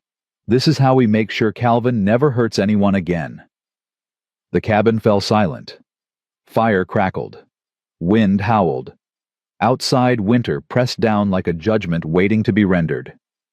I'll do it, Sarah said finally. But if anything happens to Emma because of this, nothing will happen to her. I give you my word. Words are easy. Protection is hard. Then I'll give you both. Marshal Garrett stood. I'll post deputies around your property until the hearing. Calvin won't get within a mile without us knowing. And after, if he's acquitted, he won't be. But if he is... The marshal met her eyes. Then Jake was right to teach you how to shoot, because sometimes the law fails, and all we have left is ourselves. He left with Tom Fletcher. Jake barred the door behind them, turned to find Sarah standing in the middle of the cabin, arms wrapped around herself, shaking. I can't do this, she whispered. I can't stand in front of strangers and tell them everything. About James. About Calvin in Emma's room. About running and starving and... Her voice broke. I can't. Jake crossed to her, pulled her into his arms, held her while she fell apart for the second time that night. You don't have to do this, he said into her hair. The marshal said, I don't care what he said. If you can't do it, we'll find another way. There is no other way. There's always another way. Sarah pulled back, looked at him through tears. Like what running we tried that. It almost killed us. Fighting Calvin has more money and more men and we have truth and courage and each other. Jake cupped her face. But if you can't testify, I understand. We'll disappear, change our names, go somewhere he'll never find us. And live our whole lives looking over our shoulders. If that's what it takes. No. Sarah's voice hardened. No. I'm done running. I'm done being afraid. If standing in front of a judge and telling my story is what it takes to end this, then that's what I'll do. Sarah. I'm not brave, Jake. I'm not strong. But I'm stubborn. And I'm angry. And I will not let that man take one more thing from me. Pride and fear warred across Jake's face. All right, then we do this together. Together. They stood there holding each other, drawing strength from shared determination. Behind them, Emma watched from the shadows. 7 years old, and already understanding that sometimes the only way through hell is straight ahead. The weeks before the hearing passed in a blur of preparation. Marshal Garrett visited 3 times, taking statements, preparing Sarah for what to expect. Jake drilled her on staying calm, on answering only what was asked, on not letting Calvin's lawyers bait her into anger. Emma practiced her testimony with a gentleness that broke Sarah's heart. The marshal would ask simple questions. Where did you live before Wyoming? Who was Calvin Bennett? Did he ever make you uncomfortable? Emma's answers were quiet but clear. Yes, he scared me. Yes, he came into my room. Yes, Mama said we had to run. Judge Hawkins sent a letter of support. Tom and Mary Fletcher did the same. Even old Silas the trapper Jake mentioned wrote a statement saying he'd hidden runaway women before, and Sarah had the look of someone genuinely fleeing danger, not staging a scene. But as March 15th approached, Sarah's nightmares got worse. She'd wake gasping, sure Calvin was standing over her bed. Sure Emma was gone. Sure everything they'd built was crumbling. Jake stayed with her through the worst nights, held her hand, reminded her to breathe, promised her again and again that he wouldn't let anything happen to them. What if I freeze up there? Sarah asked one night. What if I can't get the words out? Then I'll speak for you. You can't. You weren't there. I'll tell them what I found. A woman and child half dead in my pasture, running from something so terrible they chose freezing over facing it. That's truth enough. Calvin's lawyers will say I'm manipulating you, using Emma to gain sympathy and a home. Let them say it. Anyone who looks at you and sees manipulation is blind. Sarah wanted to believe him, wanted to trust that truth and justice would prevail. But she'd learned the hard way that the world didn't reward goodness. It rewarded power. And Calvin had so much power. The night before they left for Cheyenne, Sarah couldn't sleep at all. She sat by the fire watching shadows dance, thinking about everything that could go wrong. Jake found her there at 3 in the morning. You should rest. Can't. He sat beside her, didn't speak, just shared the silence.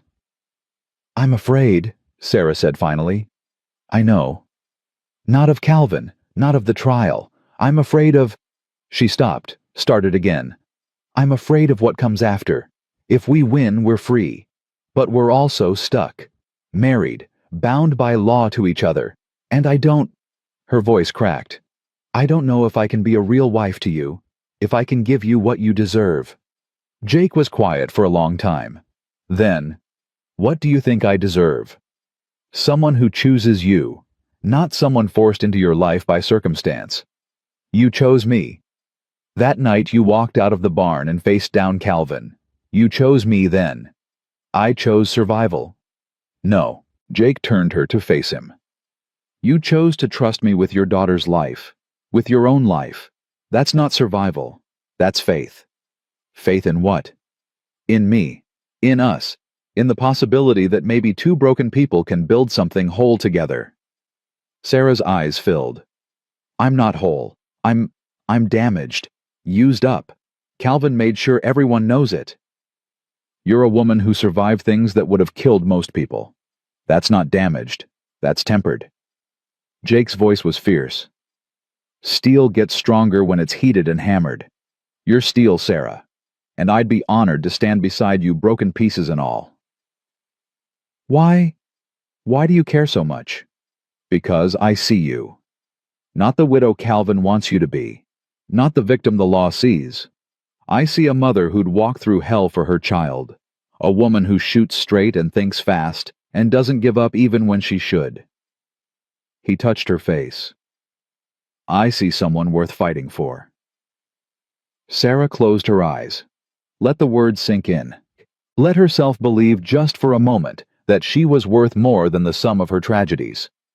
"If we win," she whispered, "if Calvin goes away and we're safe, what happens to us?" "Whatever you want." "What if I want to stay married for real?" Jake's breath caught. "Do you—" "I don't know. Maybe. Someday." She opened her eyes. "I can't promise love. I can't promise I'll ever be ready for everything marriage means, but I can promise I'll try, if you're patient. I've got nothing but patience. And if I can't, if I'm too broken to, then we stay married on paper and nothing more. I won't ask for what you can't give." Sarah searched his face, saw truth there, saw acceptance, saw the kind of goodness she thought died with James. "Thank you," she said. "For what?" "For being you." Jake smiled, pulled her close. They sat together until dawn broke, neither sleeping, both drawing strength from the other's presence. When the sun rose, they woke Emma, packed their few belongings, saddled the horses. Marshal Garrett's deputies met them at the property line, ready to escort them to Cheyenne. Sarah looked back at the cabin one last time, at the home they'd built from desperation and snow, at the life waiting for them if they could just survive one more battle. "Ready?" Jake asked. She took his hand, took Emma's hand, held both tight. "Ready." They rode toward Cheyenne, toward justice or ruin, toward an ending or a beginning. Sarah didn't know which waited for them, but for the first time since James died, she wasn't riding alone. She had Jake's strength beside her, Emma's trust behind her, and her own stubborn refusal to let Calvin win burning in her chest like fire. Whatever came, they'd face it together, as a family, broken and patched and held together by promises that started false but had grown real somewhere along the way. The territorial courthouse rose ahead, stone and judgment. Sarah's heart hammered. Emma squeezed her hand. "It's going to be okay, Mama." "How do you know?" "Because Papa promised, and Papa keeps his promises." Sarah looked at Jake. He looked back, nodded once. Then they dismounted and walked through the courthouse doors into the light, into the fight, into whatever future they'd carve from truth and courage, and the kind of love that grows in winter and blooms in spring. The courtroom smelled of wood polish and old paper. Sarah sat in the front row, Jake on one side, Emma on the other. Behind them, Judge Hawkins, Tom, and Mary Fletcher, and a dozen neighbors who'd made the journey to stand witness. Across the aisle, Calvin sat flanked by two lawyers in expensive suits. He didn't look at Sarah, didn't acknowledge her existence, just stared straight ahead like she was already erased. The judge entered. Everyone stood. Judge Morrison was younger than Sarah expected, maybe 40, with sharp eyes that missed nothing. He took his seat, shuffled papers, then looked directly at Calvin. "Mr. Bennett, you've challenged the legitimacy of a legal marriage performed in this territory. That's a serious accusation. I hope you have evidence to support it." Calvin's lead lawyer stood. Tall man, silver hair, voice like honey over gravel. "Your Honor, we have substantial evidence that this marriage was fraudulent from inception. Mrs. Mercer married Mr. Mercer solely to evade my client's legal guardianship of his niece. This was conspiracy pure and simple. And your evidence. The timeline, Your Honor. Mrs. Bennett fled Kentucky in January with a child who was under court-ordered custody. She arrived in Wyoming Territory in February half dead from exposure. Within 1 week of being rescued by Mr. Mercer, they were married. 1 week. No courtship. No proper engagement. Just a rushed ceremony designed to circumvent the law. Judge Morrison looked at Sarah. "Mrs. Mercer, is this accurate? Did you marry Mr. Mercer 1 week after meeting him?" Sarah stood. Her legs shook, but her voice held. "Yes, Your Honor." "And was this marriage contracted for the purpose of evading custody orders?" "It was contracted to protect my daughter from a man who intended her harm." Calvin's lawyer smiled. "Your Honor, Mrs. Bennett has made numerous unfounded accusations against my client. Claims of harassment, intimidation even, and I apologize for the indelicacy implied inappropriate behavior toward the child. But she has provided no evidence, no witnesses, nothing but the paranoid delusions of a widow overcome by grief." Marshal Garrett. Judge Morrison turned to where the marshal sat. "You investigated these claims?" Marshal Garrett stood. "I did, Your Honor. While I cannot yet prove murder charges against Mr. Bennett regarding his brother's death, I have documented evidence of harassment, intimidation, and witness tampering. Mr. Bennett hired men to track Mrs. Bennett across 3 states. He destroyed property belonging to Mr. Mercer. He made explicit threats regarding custody. This is not paranoia. This is pattern." Documented how? Witness statements, telegraph records, testimonies from the hired men Mr. Bennett employed, 2 of whom have agreed to testify in exchange for immunity. Calvin's lawyer's smile faded. "Your Honor, these men are criminals looking to avoid prosecution. Their testimony is worthless." "I'll determine what's worthless, counsel." Judge Morrison's voice went cold. "Continue, Marshal." Marshal Garrett pulled out a folder. 3 weeks ago, the Fletcher Ranch neighbors to the Mercers was burned. Arson. The perpetrator left a calling card. A Kentucky coin minted in Harlan County, Mr. Bennett's hometown. That same night, Mr. Bennett was seen in town buying supplies and making inquiries about the Mercer property. "That proves nothing," the lawyer said. "Circumstantial at best. Then let's talk about James Bennett's death." Marshal Garrett's voice cut like a blade. 3 years ago, Michael Carson died in a mine collapse. 6 months before that, Robert Finch. 6 months before that, Samuel Price. All 3 men owned claims adjacent to Bennett family holdings. All 3 refused to sell. All 3 died in what were ruled accidental collapses. The courtroom went silent. Calvin's face remained impassive, but his hands clenched on the table. After each death, Calvin Bennett acquired the claims. Through legal transfers, foreclosures, or purchases from grieving widows at far below market value. Marshal Garrett stepped forward. James Bennett was the 4th. He refused to sell his claim to his brother. 2 weeks later, he died in a collapse that veteran miners called suspicious. Calvin Bennett inherited guardianship of James's daughter and control of the claim worth $2,000. "Your Honor, this is character assassination." Calvin's lawyer objected. "None of this has been proven. These are conspiracy theories from a federal marshal with a vendetta. Or they're facts from a lawman doing his job." Judge Morrison looked at Calvin. Mr. Bennett, do you wish to testify? Calvin stood, smooth, confident. Your Honor, I loved my brother. His death devastated our family. The accusations being made here are offensive and baseless. I sought custody of Emma because Sarah was not capable of caring for her. She fled Kentucky in the middle of winter with no plan, no resources, nearly killing them both. That's not paranoia on my part. That's reality. And the marriage, your opinion on its legitimacy. It's fraud, Your Honor. A desperate woman convinced a lonely rancher to marry her to avoid legal consequences. I feel for Mr. Mercer. He seems like a decent man who was manipulated by someone skilled at playing victim. Jake's hand clenched on Sarah's. She felt his rage carefully contained. Judge Morrison turned to Sarah. Mrs. Mercer, I'd like to hear your version. In your own words. Why did you run? Why did you marry? And why should I believe you over a man with legal standing and court approval? Sarah stood. The room swam for a moment. She felt every eye on her, judging, weighing, deciding if she was worth believing. I ran because I was afraid.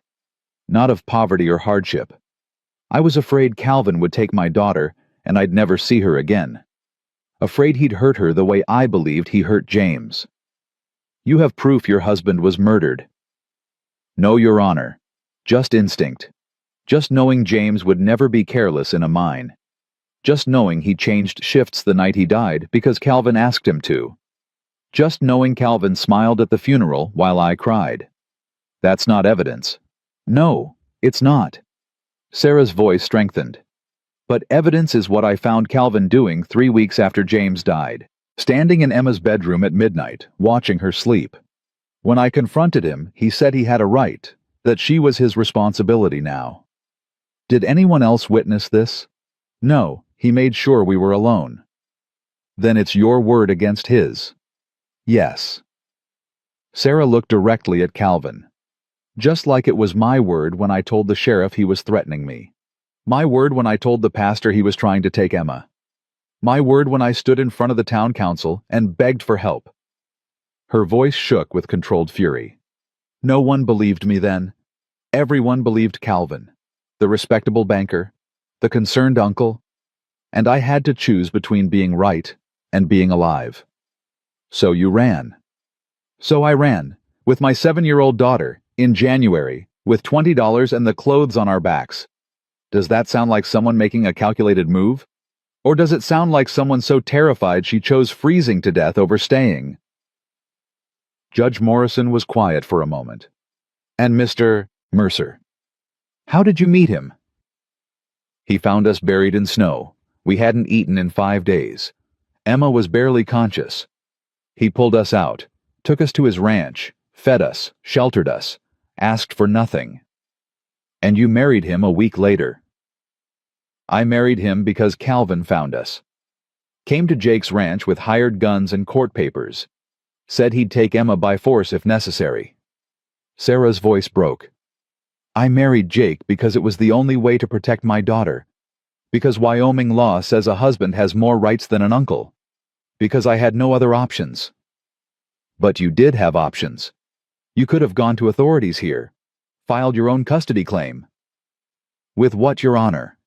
I was a penniless widow with no proof and no standing. Calvin had money lawyers and a court order from Kentucky. What chance did I have against that? Judge Morrison turned to Jake. Mr. Mercer, why did you agree to this marriage? Jake stood. Because it was right. Elaborate. Hey. I found a woman and child dying in my pasture. I helped them because that's what decent people do. When Calvin showed up threatening them, I stepped between. When he wouldn't back down, I married Sarah to give her legal protection. Simple as that. You married a woman you'd known 1 week. I've known men my whole life and wouldn't trust them with $1. I knew Sarah's character the moment I pulled her from that snow. She hadn't given up. Hadn't stopped protecting her daughter even when she was too weak to stand. That told me everything. And now, is this marriage real or just legal fiction? Jake looked at Sarah. She looked back. A whole conversation passed between them in silence. It's real. Jake said quietly. Maybe it didn't start that way. Maybe we got married for the wrong reasons. But somewhere between then and now it became real. How do you define real? I define it as me willing to die before I let anyone hurt them.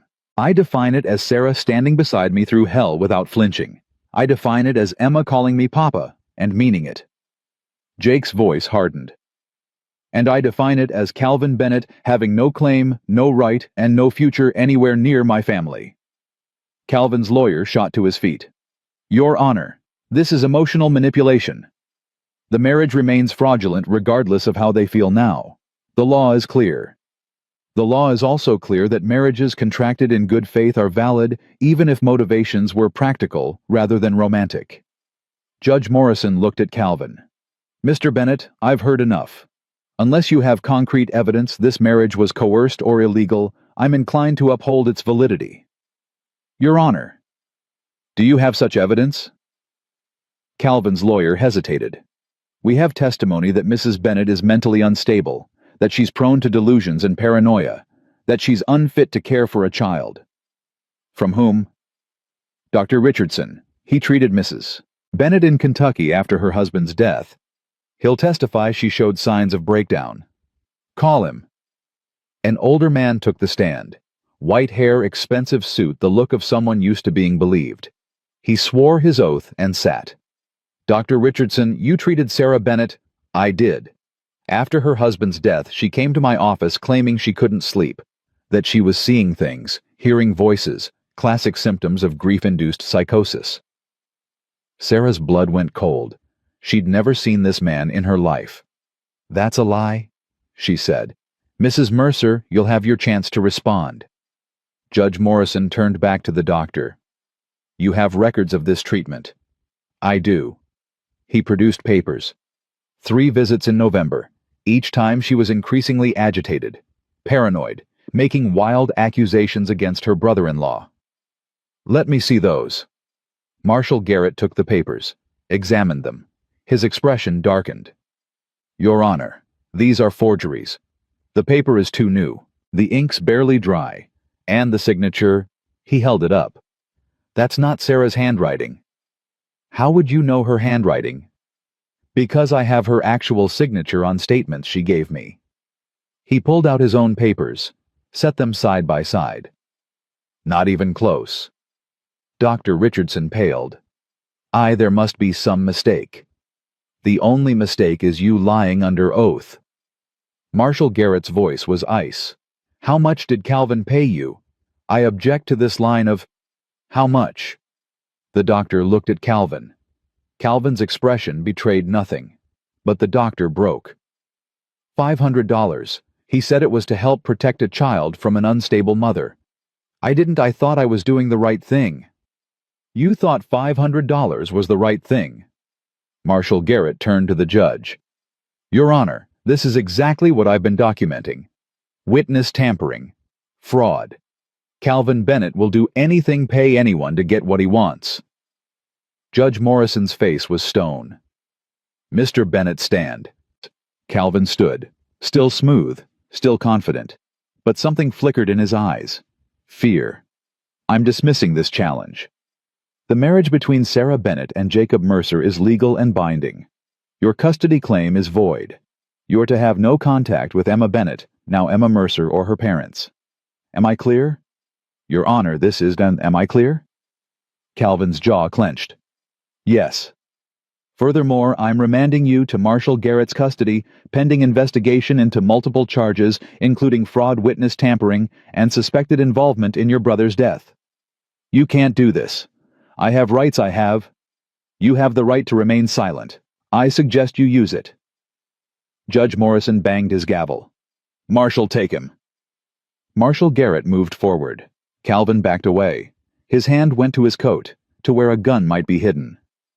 Don't, Jake said. He'd moved without Sarah noticing, stood between Calvin and his family. Winchester leveled. Don't even think it. Calvin looked at the rifle, at Jake's face, at the absolute certainty in his eyes. Slowly, he raised his hands. Marshal Garrett cuffed him, led him away. Calvin looked back once at Sarah, His expression was pure hatred. "This isn't over," he said. "Yes, it is," Sarah replied. "You lost. Accept it and rot quietly." He was gone. The courtroom erupted in noise, people talking, congratulating the Fletchers, hugging Sarah, Judge Hawkins shaking Jake's hand, Emma buried against her mother crying with relief. Judge Morrison waited until the noise died. "Mrs. Mercer, I owe you an apology. The law failed you in Kentucky. It nearly failed you here. That's unacceptable. You made it right, Your Honor. That's what matters." Nevertheless, he stood. "If you need anything, legal protection resources, anything, you send word. Wyoming takes care of its own." "Thank you." They left the courthouse into afternoon sun. The winter was breaking, spring coming. Sarah stood on the steps, Jake beside her, Emma between them, and felt something she hadn't felt in a year. Safe. Not the temporary safety of hiding, not the desperate safety of running, but the deep, bone-certain safety of being protected by law and love, and a man who'd promised to keep her and meant it. "What happens now?" Emma asked. "Now we go home," Jake said. And then we live." They rode back to the ranch in silence. Comfortable silence. The kind that comes from shared victory and mutual exhaustion. When the cabin came into view, Sarah felt tears prick her eyes. Home. It was home now. Not Jake's place they were borrowing. Not a shelter from the storm. Home. Inside, everything was as they left it. Fire cold in the stove. Blankets folded. Table set for meals that would be eaten in peace now. No more watching the horizon for riders. No more sleeping with guns loaded. No more fear. Emma ran to her corner, to the nest of blankets and the slate Jake gave her, started drawing. Jake stoked the fire. Sarah stood in the center of the cabin and let herself feel everything she'd held back: relief, exhaustion, gratitude, and something else. Something warm and terrifying and wonderful. Hope. "Sarah." Jake's voice was soft. "You all right?" She turned to him. This man who'd saved her life and asked nothing. Who'd married her to keep her safe. Who'd faced down a killer with nothing but courage and a promise to a 7-year-old girl. "I'm more than all right." Yeah. She crossed to him, took his hands. "Jake Mercer, you gave me your name when I needed it. Your home when I had none. Your protection when the world said I deserved none. You stood between me and evil and didn't flinch. Sarah, I know I can't give you everything, not yet, maybe not ever, but I can give you truth." She met his eyes. "I choose you, not because I have to, not because the law says I'm yours, but because you're good and decent, and you make me want to be brave." Jake's breath caught. "You're already brave." "Then you make me want to stay that way." She touched his face. "I don't know if I'll ever stop loving James. I don't know if I can be everything a wife should be, but I know I want to try, with you. That's enough. That's more than enough." She kissed him. Soft, tentative. The first kiss that wasn't performance or desperation. Just two people finding comfort in each other. Jake's arms came around her, held her close, held her like she was precious.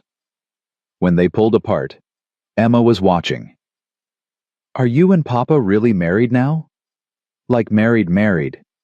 Sarah laughed through tears. "Yeah, sweet pea, married. Good, because I like it here. I like having a papa who doesn't go away." "I'm not going anywhere," Jake promised. "Ever." Emma nodded, satisfied, went back to her drawing. That night they ate together. Real meal. Jake shot a rabbit that afternoon. Sarah made stew. They sat at the table, their table, and talked about spring planting. About fixing the barn door. About teaching Emma to read better. Normal things. Future things. After Emma went to sleep, Sarah and Jake sat by the fire. Not touching, just being. "You know," Sarah said, When I was buried in that snow, I prayed. First time I'd prayed in months. I asked God for one more day, just enough time to make sure Emma survived. He gave you more than a day. He gave me you." She looked at him. "I don't believe in accidents. I think James sent you. Somehow. Some way. He made sure we found the one man in Wyoming who'd help us, no questions asked. Maybe he did. Do you believe that—" Jake was quiet for a long moment. "I believe good men leave marks on the world. I believe love doesn't die just because hearts stop. And I believe that if James could pick someone to protect his family, he'd pick someone who'd die before failing them. You almost did die, several times. Worth it. How can you say that? Because I spent 3 years killing strangers because someone told me to. Spent the 10 years after trying to forget the things I did. And then you and Emma showed up and gave me something worth protecting instead of destroying." Jake's voice was rough. "You gave me purpose.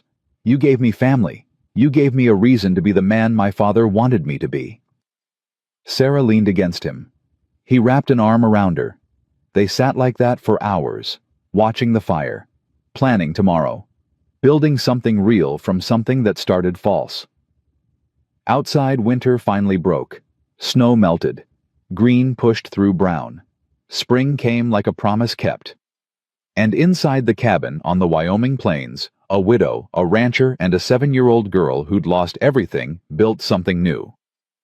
Not perfect, not easy, but theirs. Earned through blood and snow, and the kind of courage that comes from having nothing left to lose and everything left to fight for.